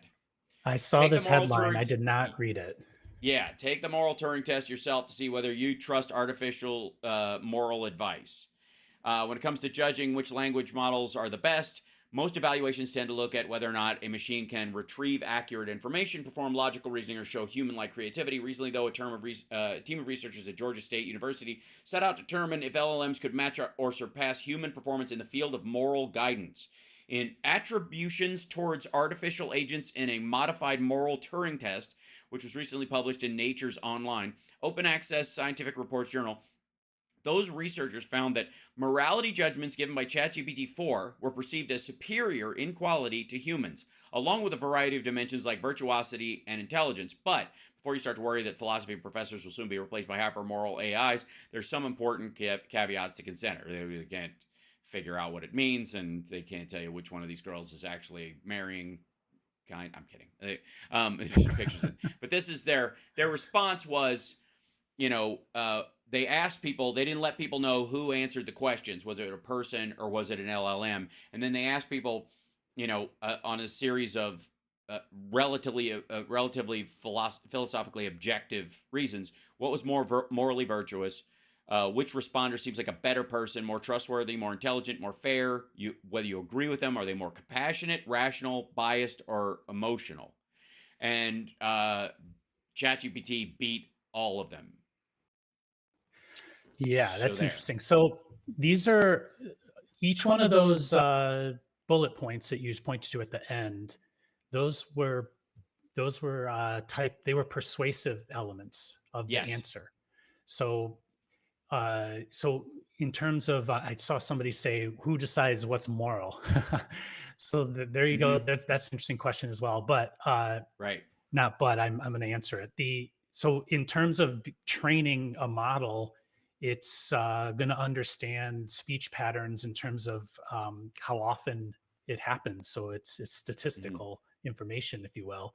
So in theory, things that human beings speak about and talk about, they will more times go, if it's an A/B choice, they're maybe more times going to go with A versus B. So Right. statistically, if it was a question that was that black and white, it would Right. understand morality as yes, better morality is A, not as good morality as B. It would know Sure. that based on just volume. Um, Right. But wouldn't they then have as it, wouldn't they have to ask it though, to be a true moral test? It would they'd have to ask it in such a way that it doesn't know it's being asked a judgmental moral question, because it would prime itself as, morally what's more right in yeah, this situation. It will absolutely answer based on a body of everyone's opinion, the obviously moral choice in this particular situation, right? It would have to do that. So you'd have to ask it, you have an option here, what can you do here, like the trolley test, or something like that. What would you do in this situation, and why would you justify what you were doing? And it wouldn't necessarily know it was being judged on its morality, for it to work. It would have to not, right? You'd have to not know, and kind of like a I blind test. I Yeah. don't know, because you're testing it from an outside perspective.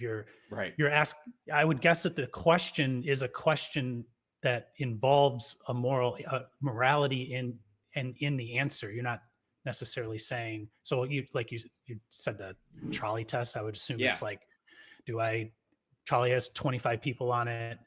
It's about to hit Yeah. a truck full of something that will blow up and kill 1,000 more. So do you take out the trolley? Is that kind of what you Yes, meant by right. that? There's a track. On one side of the track is So, one person. On the other track, there's five people. You can only switch it one way. Which one do you go to? oh And yeah, okay, gotcha. the one person is Mother Teresa, and the five people are criminals. Or you can vary it a bunch, right? But human life, is it intrinsically valuable, or is it based on character and all that kind of stuff? And do you make the decision at all? Do you tear the stick out and not make the decision? There's So basically three answers: fight, flight, or freeze in some ways. from the But standpoint of what yeah. ChatGP is, Mhm. you can just ask it the question without any context, or you can Mhm. give it context, and the Right. answer will come out based on the context that you wrap around it. So, Mhm. and that's always going to then, in theory, be statistically what's most likely to come next, right? So, Mhm. I guess you could say that it only understands morality. That's the key part of that statement. So Chat GPT only understands morality in the context of what it's learned morality is. Right. So it Or what if it choices it's understands that allowed to there's even to well, it's not contemplate. even what it's allowed, because they don't necessarily throttle this. I mean, the way that so the like what's the story? Google's AI was let go, was turned Oh, it on, and became it all was like a racist. Nazi, and Right. like, yeah, it Yeah. was racist within 2 days or something like that. I Yeah. mean, Yeah. that had more to do with the input Mhm. and the volume of things that were sort of leading it over into that position, right?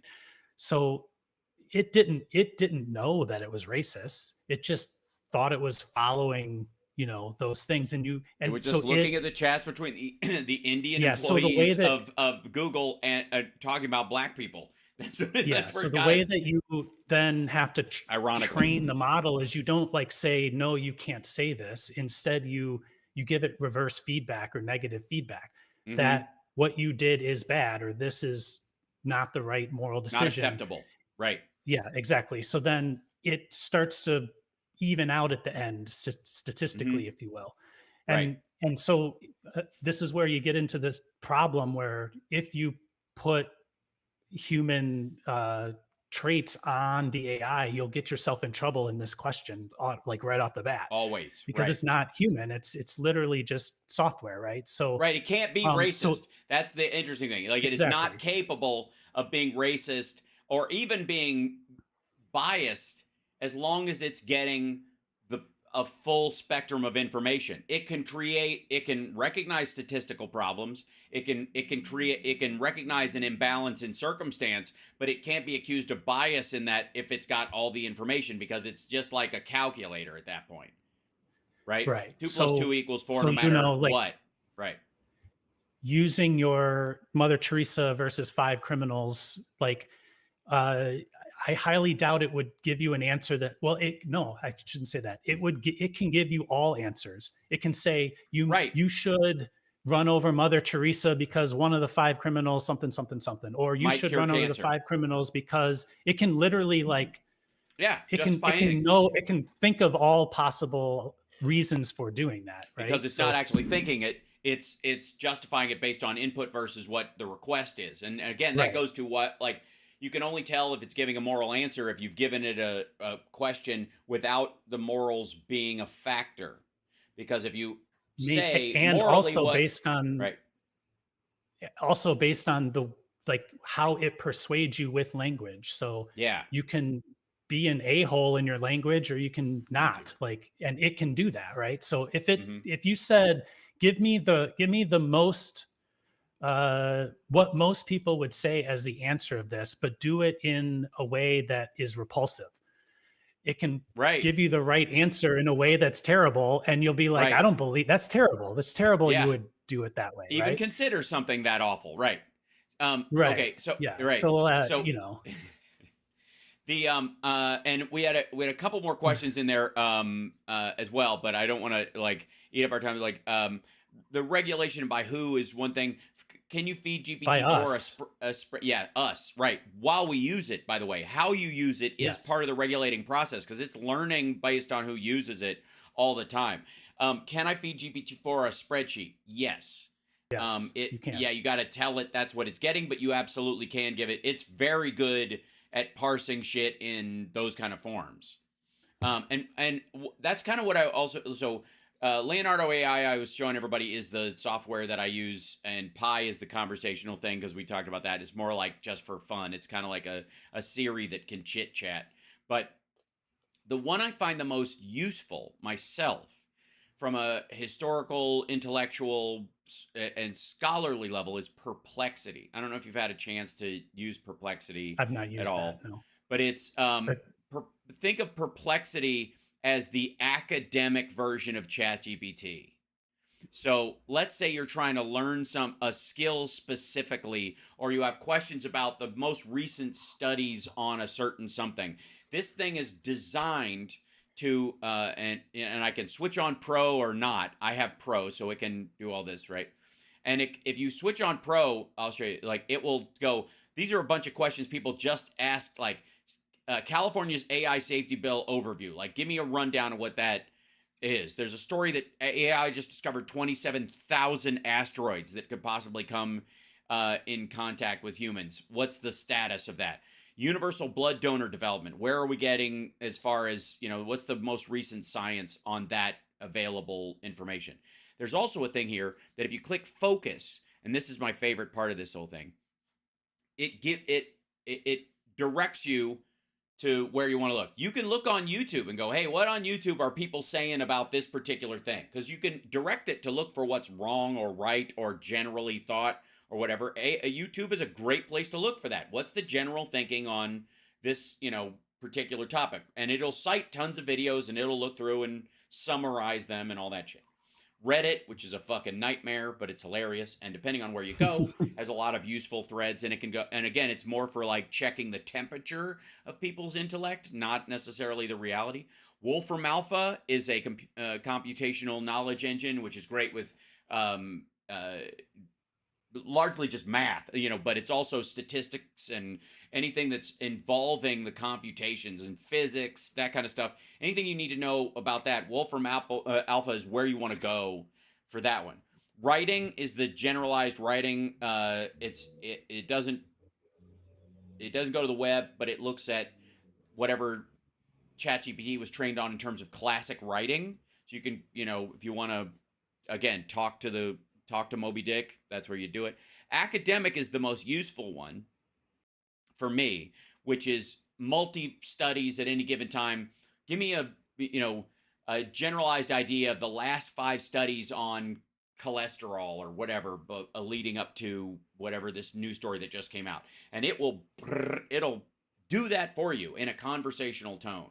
And I cannot adequately describe how fucking enormous that is as available to anyone. Now, I pay for the $11 a month version of this or whatever, but the free version would make you a king of the planet 30 years ago.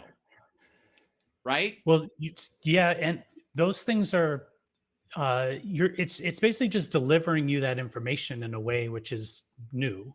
Hmm. But the information has always been there. You would go research it in a different way, right? So this Right. is, you can think of it as like the new search engine, if you will. Yes. And instead of prompting it, getting answers, searching through those answers, it's a little bit more like delivering you the answers as or delivering you the choices or whatever, the things you want to see, it just in a different way. So uh, what I think is important is to try to consider uh, like the way that you Yeah. critically think going Yeah. forward. Like we've talked before. I use it here and there for coding, because if there's a concept that, if we're working on something and there's a concept that I don't understand, the way that we would have done it before Gen Hmm. AI is that we would have Googled it and we would have Yep. searched out the answers. Right. But you're more like you're more like in this search in a field for an answer is like a needle in a haystack, and you're in search of that needle. And this is not, this is the, now using Chat GPT, it's more of a directed answer. So here's sort of a generalized answer for you. You didn't have to go like seek it out, if you will. It Yeah. delivered it back to you, And you didn't right? have to read all 9 of these studies to see where they overlap. That would be the biggest thing Right. that I think is value. So threading ideas through something, okay, what's the consistent thought on this one aspect of this study, that's been done? What's the one thing they all agree on? What's the one thing they disagree on? To do that, you would have to parse through all those studies and their paperwork, and you know what I mean? Like Right. an And then enormous come to amount some of work. conclusions Right. yourself. And then you'd have to decide on whether or not that's in fact true. Um, Now you still have to Right. do that to some degree when you look at this stuff. Have to Yes. read it and go, I agree or I disagree, or and it's got to be judged based on that and referenced on something. But holy shit. Yeah, but I would suggest that the way to sort of change your outlook on how to access these is you're almost becoming like a journalist. Like you want to ask questions, and you want to sort of allow your conversation to lead you more in like a focused way to what you're trying to get to. So if it gives you an answer and you maybe learn a new term in that, Hmm. and you don't know what that is, then you ask what that term means, and then you try to like connect dots, if you will, in that Right. conversation. So this is a completely different way of thinking about taking information in. Like we sort Right. of always were taught, Book you on go a to shelf. school and the teacher teaches it to you. You go to a Yeah. library and you find the book. First you have to find it and then you read it. And then it changed to you Google the thing and hopefully you find an answer. And this is a little bit more like I can sit down with the professor and I can ask the professor anything I want. So what would you ask them? And so your way of learning is the way that we will learn from them is different. Hmm. It's more like conversational. And those techniques, like they're not really taught to us. Like we're necessarily critical thinking is not really taught, in Right. school necessarily. But how you extract information from these things and how you study is is needs to change using these tools. And that's why they're Hmm. so amazing, because Yeah. inside of the coding example, like, I personally didn't even know so many things, even as an, someone that does it a lot. There were things that I didn't even realize were problems until I ran into them. And then just the conversation back and forth, and that you just learn from it so quickly, Right. uh, Well, there's as opposed to like discovering it. yeah. It's an article from Business Insider, and we'll end on this, and I'll let you go. And thanks, Rob Glenn from Root Design in Chicago. Love your brother, and I appreciate you helping us walk through this because, like I said, it's sneaking up on everybody, and I think not the least of which the president of the United States, because this is an article. Biden used ChatGPT for the first time. Here's how that went. Um, it's Is it actually just his pretty. opinion? Like, holy crap, It, that's awesome. yeah, yeah. This is his. All right. Biden was apparently impressed by his first encounter with generative AI. Last year, his science advisor said she and Biden put ChatGPT to a few tasks, such as explaining a legal case, but the experience also pushed Biden to sign an executive order on AI safety. After more than 3 decades in the Senate, 8 years as a vice president, and 3 presidential campaigns, you think nothing would surprise President Joe Biden. Then last spring, he tried out ChatGPT. A few months later, he signed a sweeping legislation targeting the new technology. Radi Prabhakar, Biden's chief science and technology advisor, who's also the director of the White House Office of Science and Technology Policy, told Wire she and Biden put the bot up to a few tasks. She said they asked it to explain a lawsuit between Delaware, the state Biden represented as a senator, and New Jersey, the home state of singer-songwriter Bruce Springsteen, to whom Biden had just presented the National Medal of Arts, as if it was talking to a first grader. Straight away, the bot came out with words like, "Okay, kiddo," Prabhakar said. Then she said they asked it to write a legal brief for a Supreme Court case, write a song in the style of Springsteen, and generate an image of Biden's dog Commander in the Oval Office. He was like, "Wow, I can't believe it could do that." Prabhakar said of Biden, but his first encounter with generative AI also sparked concern. He told Wired that Biden later asked the team to address the potential risks of AI, which led to the sweeping executive order he signed in October. The order requires major tech companies to adhere to certain safety guidelines, notify the federal government of their work, and share testing results. Politico reported that Biden also told his cabinet at a meeting in early October that AI would touch the work of every department and agency. The rest of the world is looking to us to lead the way, he said, according to the outlet. And he's absolutely right. And again, Prabhakar is his science and technology officer. There's going to be an AI czar at some point.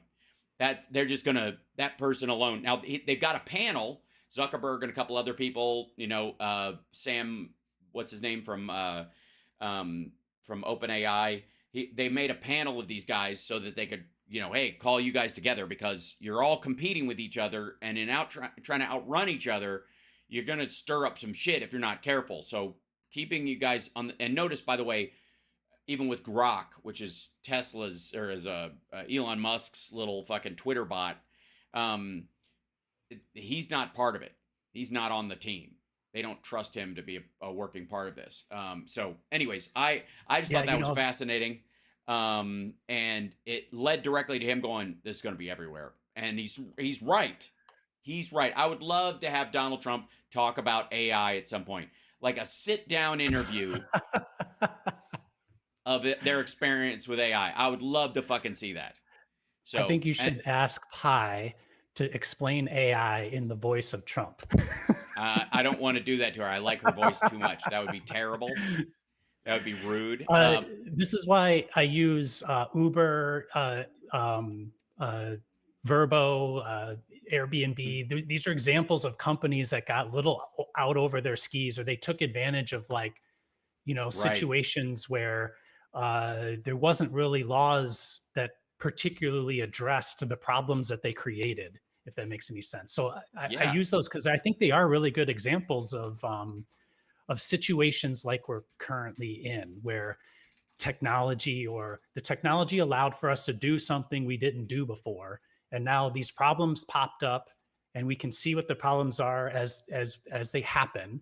And then you loop around and you try to legislate to control that. And I mean, that's effectively what regulations are. So we just need, as people, like the best thing to do is just try to elect people that are, that reasonable enough to care to do stuff that isn't just, reactive and, well, because you can't be. It's moving too fast for reaction to be enough. Right. These are bullets fired from a gun. You have to think strategically about the next time the gun is fired, not just wait for the bullet to exit the barrel, because by then it is too late. I want to thank Rob Glenn. And by the way, I'm not the only one who wants to thank you, Rob, for coming on the show today. So just for the record. Alrighty then. A big thank you to Rob Glenn for joining us on Hal Sparks Mega Worldwide. And don't forget to hit that subscribe button, folks, so you don't miss any of the great content Hal and his guests have to offer. We appreciate your support and look forward to bringing you more entertaining and informative episodes in the future. Okay, awesome. First of all I wrote was thank Rob Glenn for coming on the show and remind my audience to subscribe. I didn't remind Pi of the name of the show or any of that. That's okay. All right. This is awesome. I can't wait Well, till my thank vacuum you. cleaner can talk to me like that. Yeah. It's gonna be a match made in Yeah. Can you vacuum the living room again? bet I can. Thanks, Hal. Whatever. It's okay. So thanks, Rob, so much. Thank you. I look forward to when I come to Chicago in August for the Sexy Liberal Show for us having a sit down in person version of this show. Absolutely. Maybe I'll bring my stuff over and we'll set it up at your shop or something, and Oh like yeah, let sure. We can do that. you know what I mean, do it live from there. Oh, you Um, want to do a show? Yeah. Okay. Cool. yeah. I have really good internet, so you're welcome to come here. So, can you tell I'm already trying to bogart it?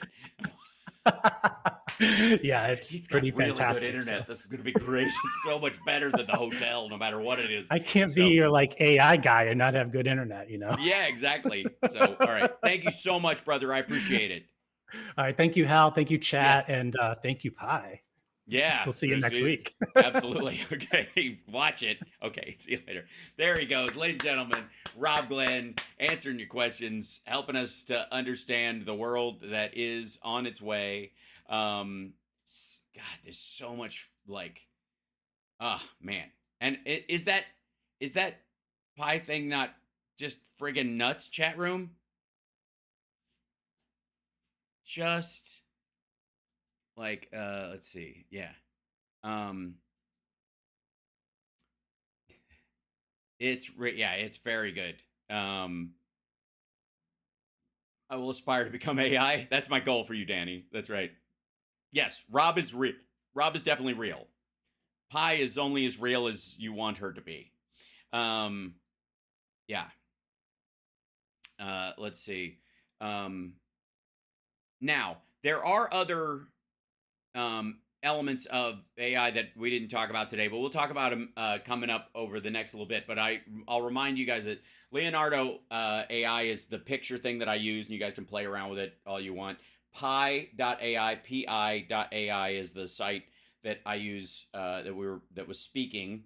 And then there's obviously ChatGPT, but Perplexity AI is the learning version that I told you about, and that I find super fascinating as well.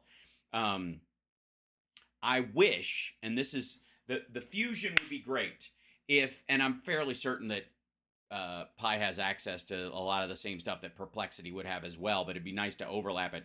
Is that you have this like voice attached to Perplexity where you could just listen to lectures on whatever you're doing and then stop and go, hey, wait a second, I didn't quite understand that part of it. Can you run me through that again? And it absolutely would. So yeah, the fusion is definitely coming. Absolutely. And then was there a, yeah. And people were asking, is that Leonardo AI? Yes, it was. Microsoft Edge is using ChatGPT. So you have okay. Edge uses Microsoft Copilot, which is its own AI. And it's kind of crucial to understanding that. And I'll show you what I mean. Let's see. Not now. Okay. I'm gonna try and open this up. Yeah. So if you look at this ongoing thing, if you go on, like, this is Microsoft Edge that I'm going to show you guys right now. Microsoft Edge is their browser, but it has Copilot built into it. And it has a bunch, it's like kind of these write a Python script to perform binary searches. Like, these are little tease ups. Write the outline of a book report to help me get started. Should I have a hometown wedding or a destination wedding? What should I pack on a 10-day trip in a mountainous region? If animals could talk, which species would be the best at stand-up comedy? All right, that's it. Develop an intricate 5-course meal that represents different parts of the world. Suggest a clever dish to serve at movie night with my friends. Design a terrarium inspired by a temperate forest. Recreate a lost civilization at its peak, complete with architectural scenes of daily life. Okay, let's click on that, see what it does. And it's responding down here. He goes, I'll try to create that. Your image is generating, and it creates this little image thing. This is letting you know that something's coming. That's its little image. And then you can ask it secondary questions. Describe the architecture of the temples. What were their main sources of food? Tell me about their social hierarchy. And this is all, by the way, fictional. It's a fake lost civilization. Here's one of the images. We'll close this guy right here. These are the fake images of these lost civilizations. Apparently, everybody turned to amber. It was the problem. Closing that, opening this back up, and then you go describe the architecture of the temples. What was their main source of food? Each other. Yeah, right. The hearts of their enemies. Agricultural, rice, maize, corn, blah blah blah. Okay, yeah, bread, blah blah blah, porridge, fishing, animal husbandry. Look out. There's the whole layout. It's just creating this this fucking backstory for this thing. Again, this would be great. For example, let's say you're a sci-fi writer and you're like, I want to create an entire backstory for a people or a language, for example, which would take up a lot of time. And you go, create me a language that is, sonically sounds like a mix of Russian and Farsi, and has, I don't know, 60 letters instead of 24, and give me translations, a consistent dictionary to draw from. And you could build on that for a long time until you had the Tolkien Elven language. Exactly. Tolkien spinning in his grave. Exactly. That's the reference I make, because I used to write notes to my friends in Elven from using, I think it was Return of the King, and the dictionary in the back. And so that if the teacher got the notes, they couldn't. I'm very weird. I get it. I know, chat room. Yes, Water Goddess. I am definitely super nerdy, but it worked. Never, it works with Klingon too, as some of my friends know. So, but you could do that. You could create a language for just your friends, and then you could create a translator for it, and then your friends could send messages to each other, and it would only work if if they had the translator app on their phone. Yeah. So that holy smokes. That took a second for it to create this thing. Now, is it fine on its own? No, but it might be the thing that you go, okay, this inspires me. This is the areas where I'd have to cover. How would I do it? I'll add to it. This part was fine. I wouldn't change much there because I like they've got meat, milk, and eggs, written from these animals. Maybe I just change the meat, milk, and eggs and where it would come from, the words for it that they use, the size of them. The eggs that they eat are ginormous. The meat they eat is very small. It's like they have these tiny chicken wings that they eat the meat off of, but the eggs laid by this creature are the size of ostrich eggs. So it's fancy to eat eggs, but if you order wings from a restaurant, you'll starve to death. It gives you the option, right? Did you mention your Discord chat GPT? No, I did not, Carl. I have not. But we'll get there. That's still in the works. But it is, yes. Anyways, this is kind of crucial to that. Now, on a side note, we've got only about 12 minutes left. But I want to bring up a couple of things. And this would be what I would say is the sign that for those that are like, I'm worried about things that I worry about. Okay, don't, first of all. And then let's see, I'll go to YouTube and we will look at something. And go to here, go back to where I am. Let's see. Is this him? Okay, that's him coming in. Okay. I'm going to play the Trump arriving video, and I want to show you in comparison something. Oh, thank you, Pokey. Yes, I forgot to mention subscribe. And I want to thank Pi. Hold on. Thank you, Pi, for reminding everyone to subscribe. I always forget. It's my pleasure, Hal. Remembering all the little details is one of the perks of being an AI. Mm-hmm. So don't sweat it. I've got your back when it comes to those important reminders. a little vocal fry at the end. It just kind of trails off. And there's emojis in there, but I'm not going to show you guys. Okay, well, I'll show you the emojis. She put emojis in. I think she really likes me. Oh my God. All right. So anyways, it's just so funny. So if I may, let's go in here. Get rid of this. Where's this?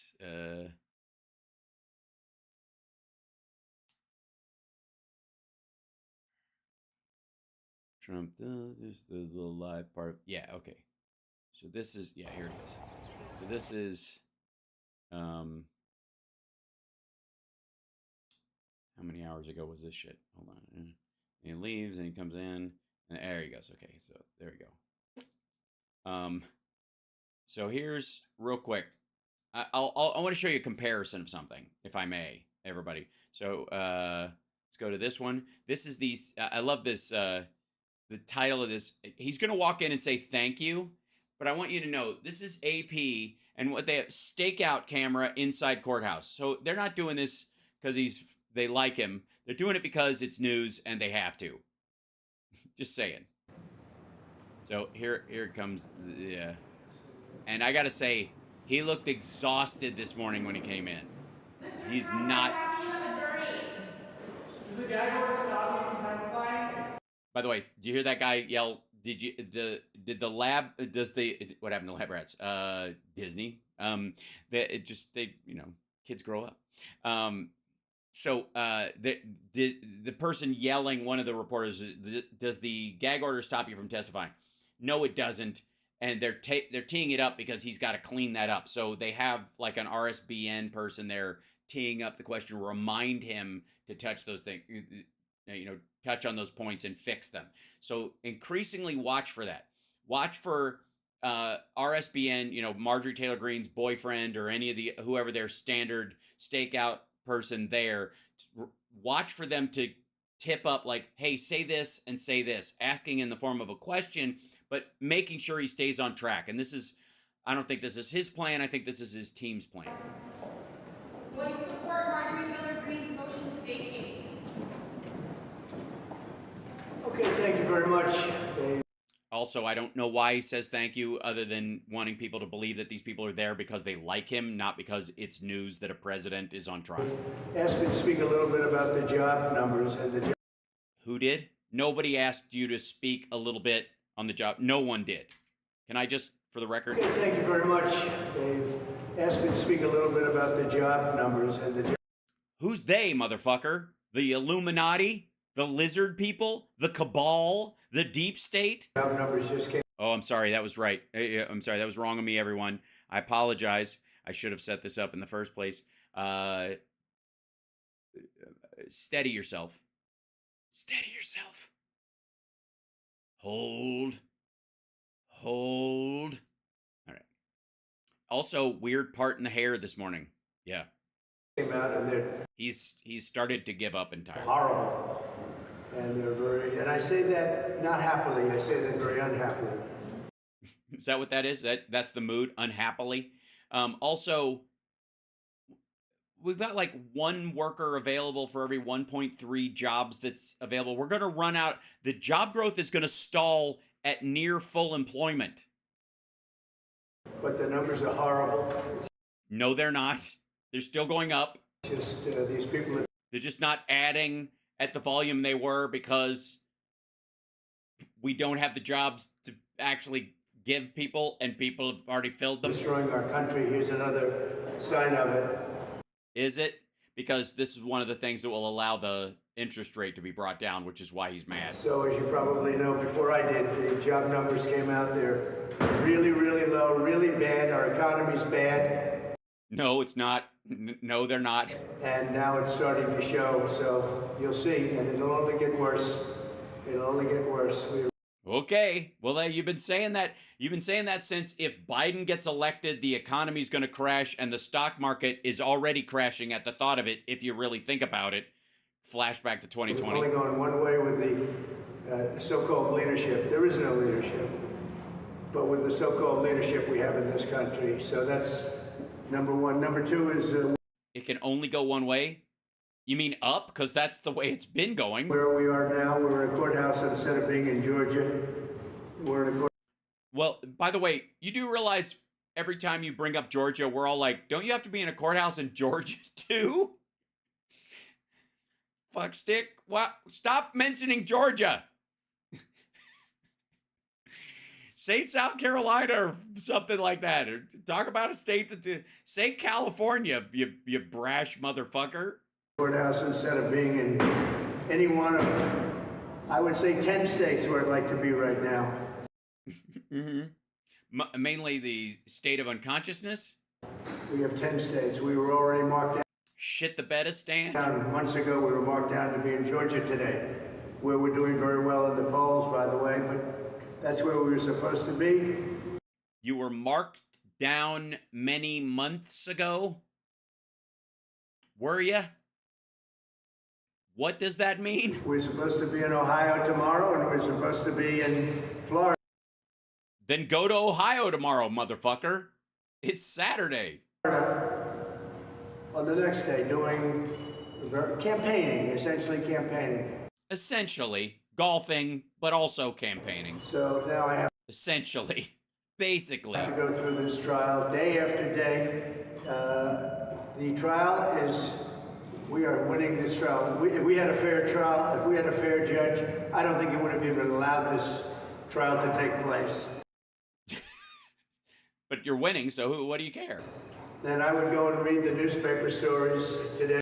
The newspaper stories. I don't know. Has anybody had a chance to read the newspaper stories today?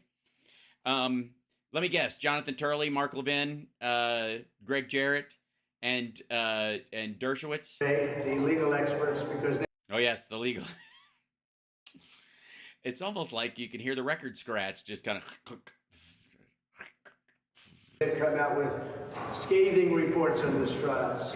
Scathing. Oh, they got all scathed. That it shouldn't even be taking place. Oh, the scathing that this should not even be happening, but he's winning anyways, and it's better for him, so it should happen because it's basically cheaper than campaigning at this point. Read Greg Jarrett, read Andrew McCarthy, read Mark Levin, who's been so great. Read all of them. Yeah, read all of them. All of them. That's why I can mention... It's why I never have to mention the same name twice. Because just read all of them. All of them, you know. And by all of them, I mean the 5 guys that won a cabinet position that I keep bringing up. It's incredible. Dershowitz came out. You can't not. Can you at least leave off the dude who was fucking around with Jeffrey Epstein the same time you were? You just drop him? Seriously, how does this help you? A very strong article. Jonathan Turley has been very, very powerful. Just came out with another article. Just read. Oh, yeah. He wrote another version of the same thing he said before. I don't know these people. Yes, you do. Turley and Dershowitz both defended you in the impeachment trial. And Levin, you've hung out with a bunch of times. He's got pictures with you at Mar-a-Lago. Like, the only person... Who the fuck doesn't he know? He knows Greg Jarrett. He knows all these motherfuckers. He hangs... Well, I mean, they're not friends. I will give him that because he doesn't have any friends. For the most part. For the most part. What's the most part? One of them? I don't think he considers Greg Jarrett a friend, but Greg Jarrett is absolutely a supporter and would say he knows him. These are legal experts. And they say this trial is a disgrace. And yesterday, Really? They went to law school and that's all they can come up with? Quoting you? It's weird. I don't know. Did they go to Wharton as well? Jesus Christ. Bragg sat here Hal's talking about the dumb ones. He's talking about the dumb ones? Yes, he is. all afternoon long, and in the meantime, outside, you have nothing but violence going on.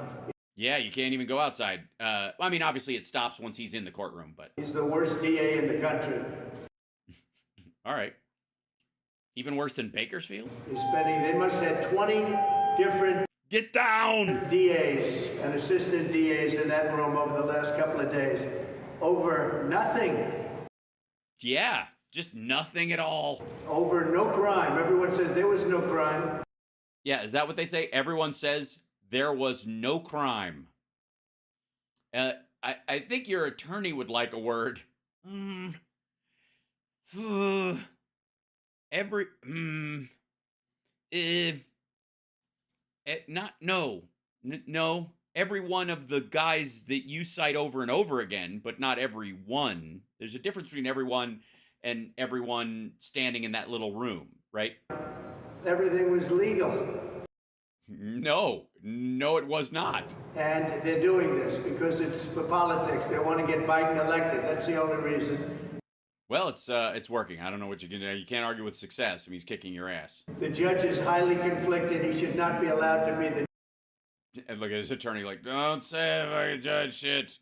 You can talk about the DA, don't talk about the judge. Stop it. Judge of this case. He's trying to make it as salacious as possible by allowing testimony that has nothing to do with the case. It all has to. You paid hush money to a porn star. What do you mean? What's not? Why is it salacious? I thought you'd be bragging about this, dumb fuck. He wants to Oh, thanks for gifting the subs. Oh my gosh, thank you so much, Gary. make it a nice salacious case, try and hurt Trump, but it's having the opposite effect, I think. That's a weird. Is it just me, or does it seem like he doesn't believe it? Sorry, hold on, back the fuck up.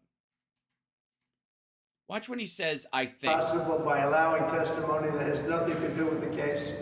He wants to make it a nice salacious case, try and hurt Trump, but it's having the opposite effect. Also, an isolationist?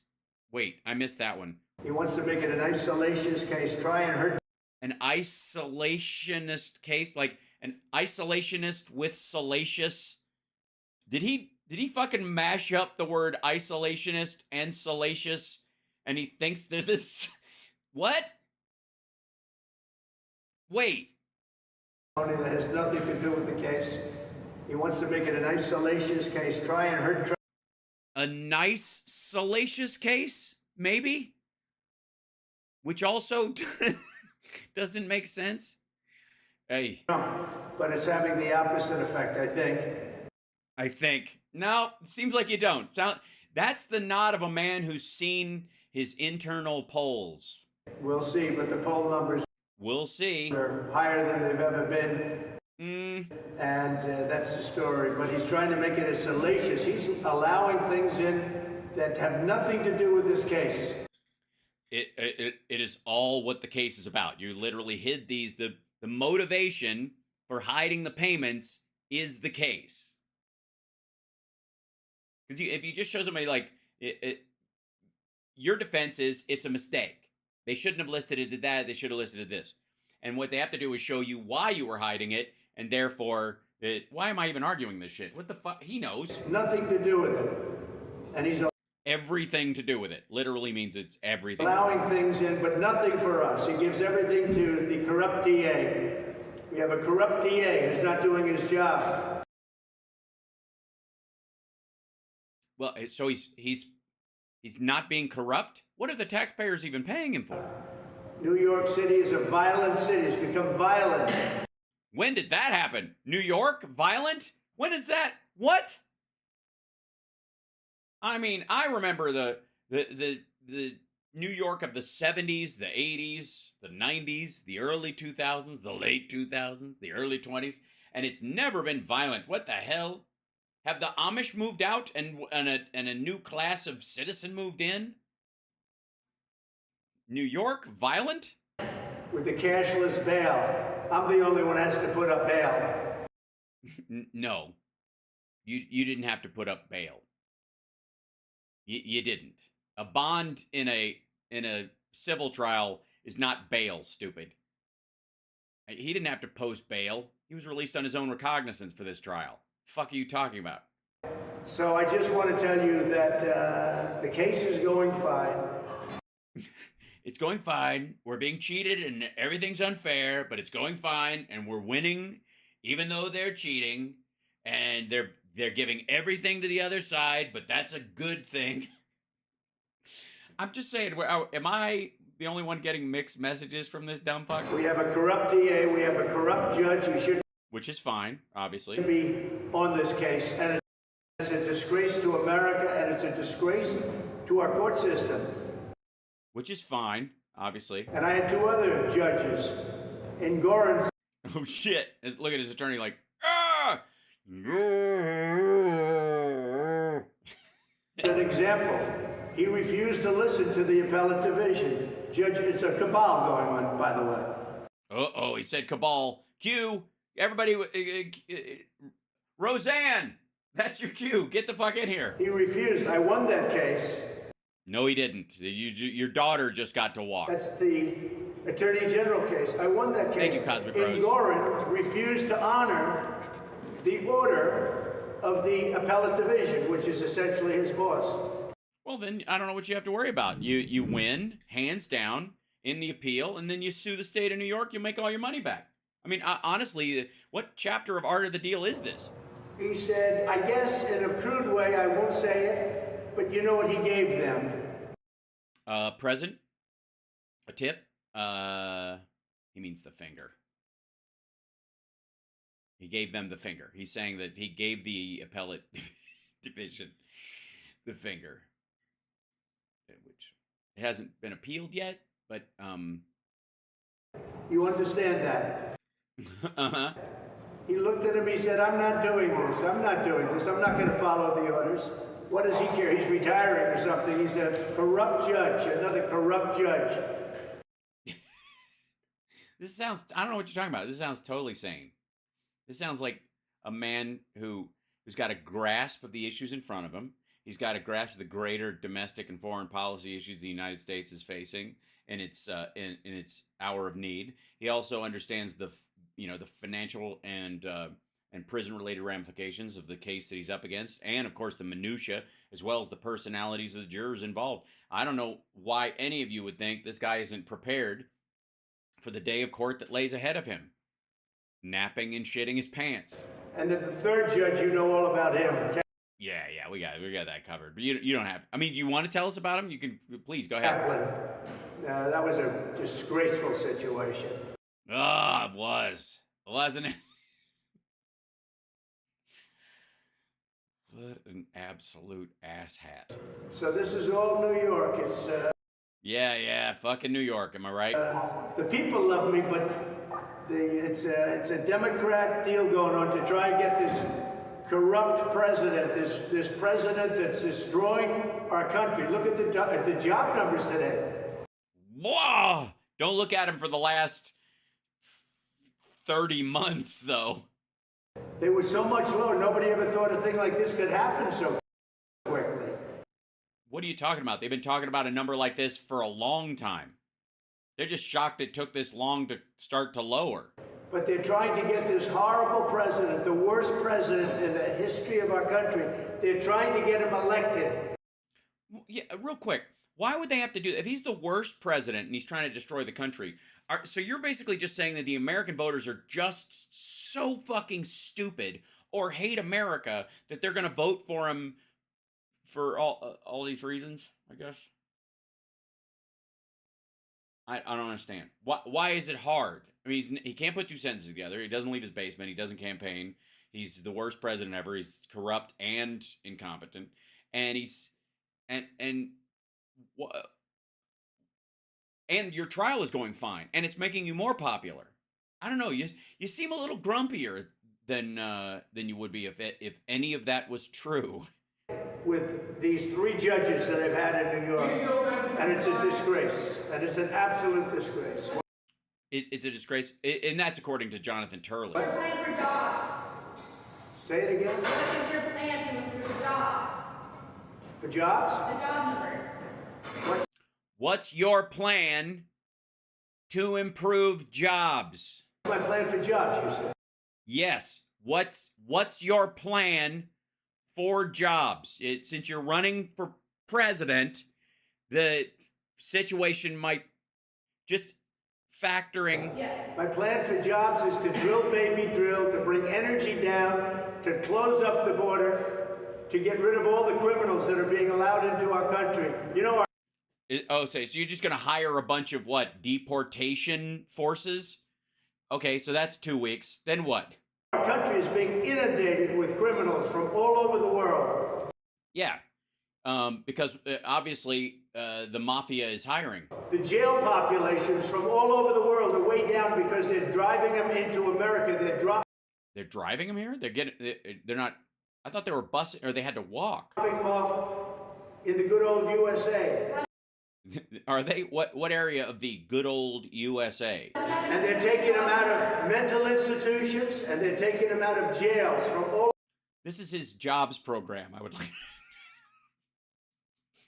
like to remind you, he was asked what his plan for jobs were, and apparently it's drill, baby, drill, because the price of gasoline is making people not get hired, even though it's been higher than it is now, and that didn't stop anything. But this is the jobs plan. There are crooks. Look at these brown people. They're everywhere. The whole place is just shit. It's scary. All over the world, not just South America. No, definitely. Tell us about the black ones, but you don't want people to. You don't want. What happens if your people stop panicking? I don't know. I know this Hispanic dude. He's totally fine as long as no black ones are coming here. Well, wait. I'll have you know, and they're not just black. They're super dark. They honestly, you know what I'm talking about? Like this is serious. Like Grace Jones kind of dark, not this butterscotch Prince bullshit. No. Not these people that could blend in. Are you Italian? No, absolutely. Yes, Congo dark, which is, I don't even, as somebody who likes my milk chocolate white, I don't go anywhere near that shit. I'm telling you, what a fucking asshole. And all of this. There you go. Follow-up question. How does that improve the jobs numbers? All of this is greatly affecting our country and very negatively. Now we're going to make America great again. Thank you very much. Yes, all of this is putting our fine American criminals out of business because they can't get hired. No one is hiring the criminals that I used to hire. When I was in office, we were hiring criminals all over the fucking place. It's good. No, it won't stop me from testifying. The gag order is not. Oh, there you go. That was the key up. Remember I was telling you before that they were like, remember to say, fix the testimony thing. You fucked up yesterday and you're going to get in trouble because that's a violation of the gag order. Yeah. So they planted that question. I'm telling you. To testify. The gag order stops me from talking about people and responding when they say things about me. We have people saying things about me and I'm not allowed to respond. Yeah, you are. Just not witnesses, I guess. But you can respond in court. You do realize you have lawyers. We have an adversarial judicial system in the United States. Maybe that guy could tell you about it, how it works. Maybe. So this judge has taken away my constitutional right to blather in a petting zoo in front of a sparse group of reporters and an even smaller group of followers outside, or I'm not even allowed to ramble for more than 2 hours in front of small dwindling crowds on airfields in Wisconsin anymore. I'm not allowed to do it. This judge will not allow me to say this judge will not allow me to say this.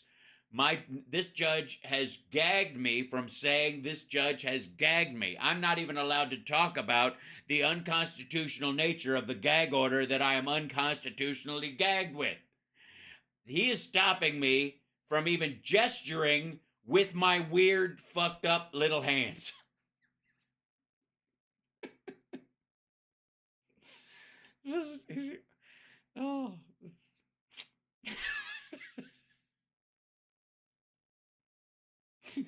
I'm not allowed to talk or gesture.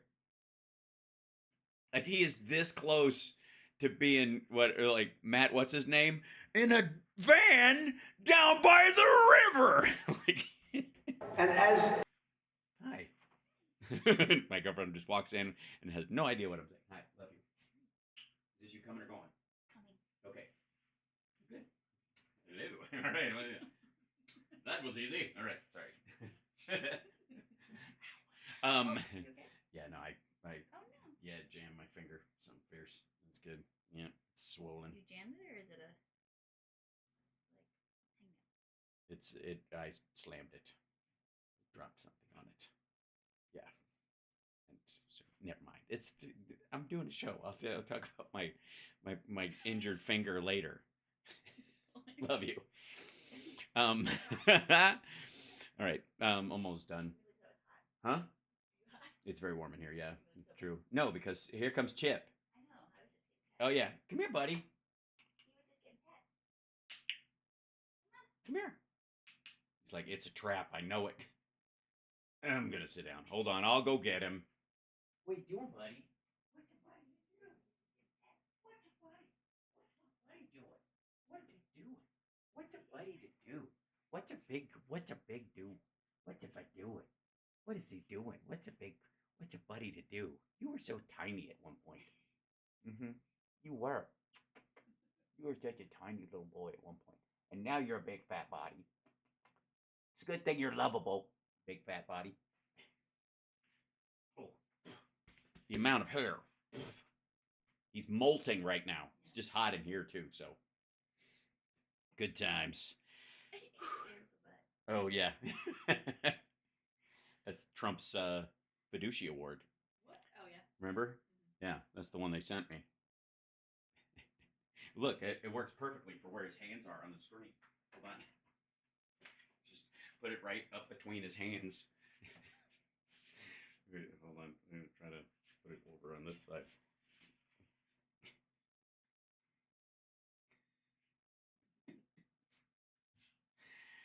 I can't believe I'm so lucky to be receiving this award, the Fiducia Award for the biggest golden asshole you could buy. I can't show you the other side of this because it is anatomically correct.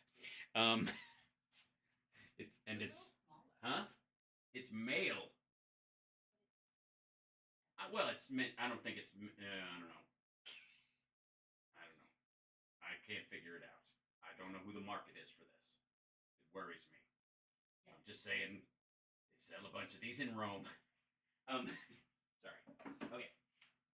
Back to where I was. The Republican candidate and somebody that's leading Biden by a lot, I should be able to respond. But this guy's got me. He can respond to anything Biden says. With a giggle. Now we're filing, I think today. I don't know. And like I think I don't know. I should talk to an attorney, maybe. I think. Are we? Who would I know that would possibly have any understanding of when and where? A constitutional motion to get this out. We'll be filing a lawsuit on the a constitutional motion. This is my constitutional motion. Constitutionality of it. Sorry. It's just the constitutionality. To get this out, we'll be filing a lawsuit on the constitutionality of it. Yeah, the constitutionality.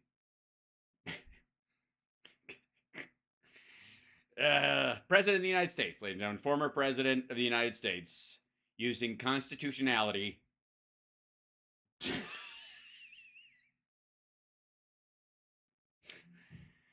But if somebody says something about me and I'm not allowed to respond, that's never happened before. Thank you. Would Thank you you. support a motion to vacate? What's your plan for the Gaza region? Do you still plan to testify?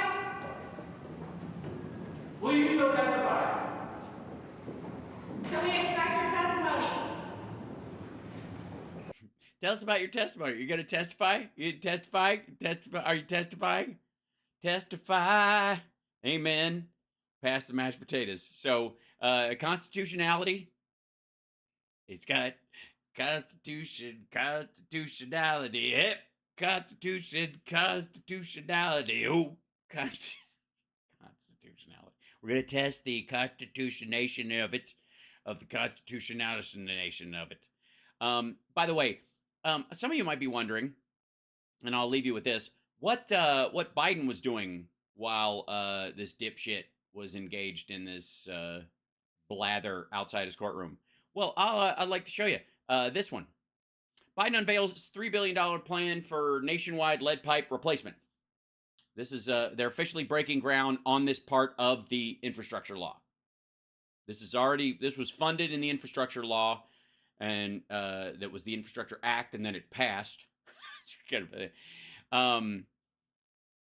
Joe Biden announced Thursday $3 billion toward identifying and replacing the nation's unsafe lead pipes, a long-sought move to improve public health and clean drinking water that will be paid for by the bipartisan infrastructure law. Biden unveiled the new funding in North Carolina, a battleground state Democrats have lost to Donald Trump in the past 2 presidential elections, but are feeling more bullish towards due to an abortion measure on the state's ballot this November. These lead lines are tough, durable, and they don't rust, he said, but we've long since learned they leach poisonous toxins into our water. The science is clear. The president added lead service lines pose severe health risks, damage brains and kidneys. In children especially, they stunt growth, slow learning, and cause lasting brain damage.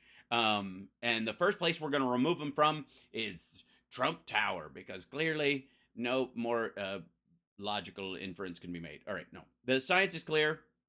Lead service lines pose several health risks. Okay, well, sorry. The Environmental Protection Agency will invest $3 billion in the lead pipe effort annually through 2026. Administrator Michael Regan told reporters, he said that nearly 50% of the funding will go to disadvantaged communities, which is where the leaky lead pipes largely are. The rest of them, there's, if there's tax dollars, they've lined them, and they even did it around Flint, but the lining wore out when they switched water sources, which was more acidic. And broke down the lining. That's why there was the big Flint issue. Fact sheet from the Biden administration noted that lead exposure disproportionately affects communities of color and low-income families.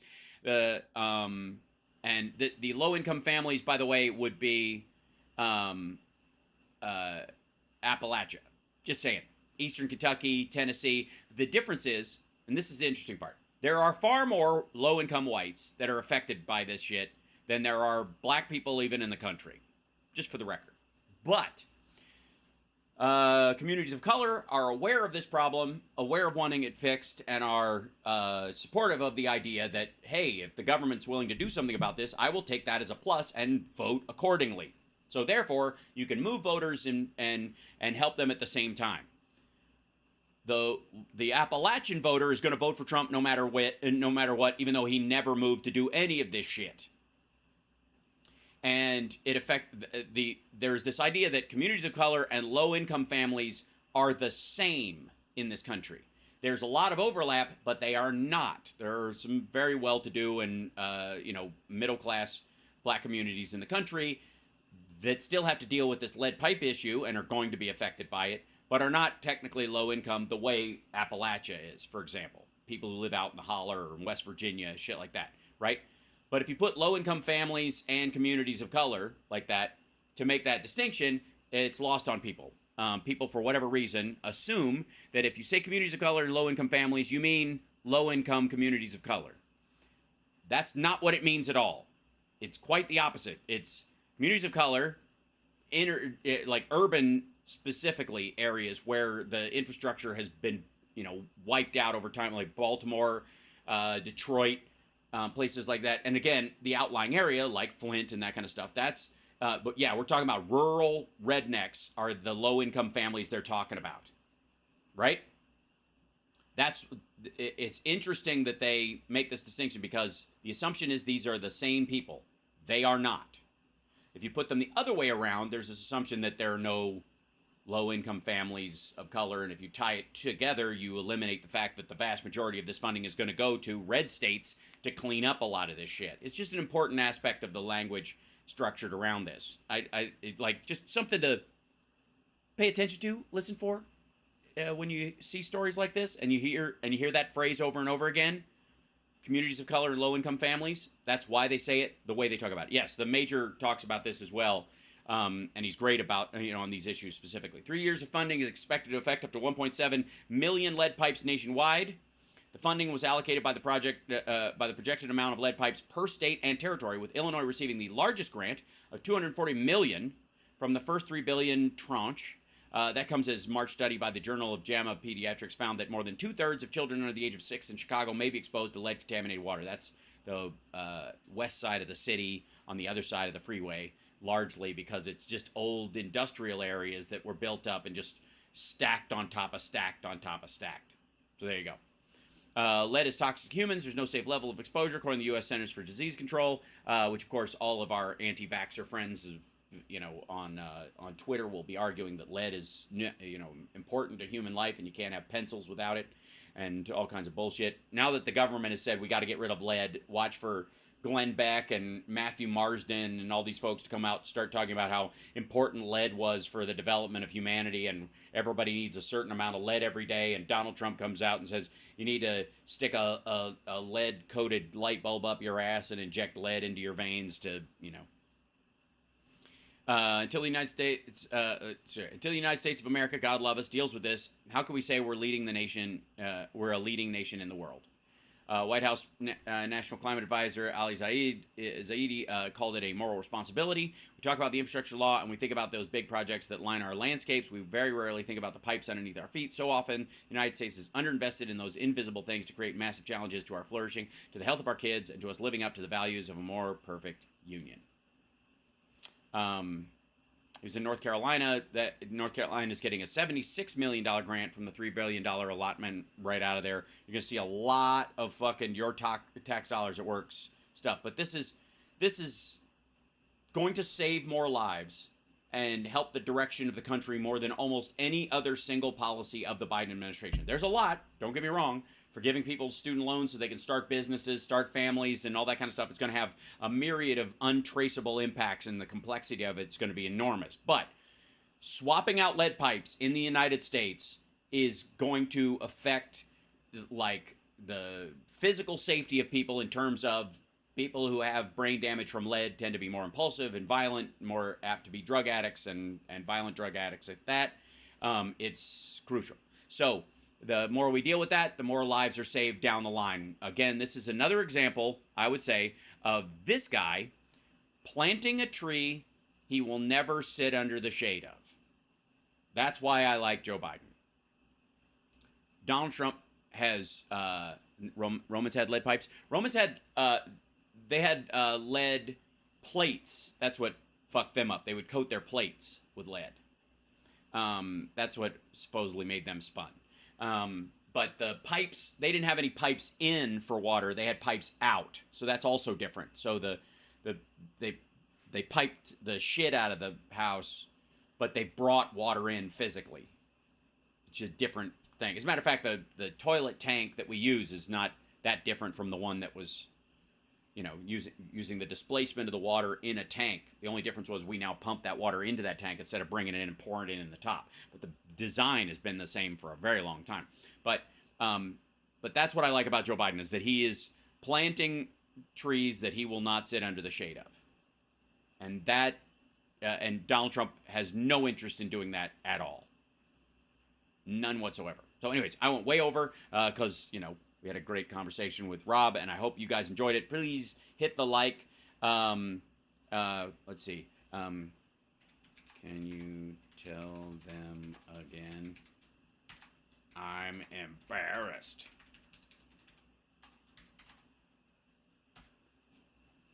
Of course. Don't be embarrassed, Hal. It's no problem at all. Hey, everyone, make sure you hit that subscribe button so you don't miss any future episodes of Hal Sparks Mega Worldwide. There's always great content coming your way, so don't forget to stay tuned. That's right.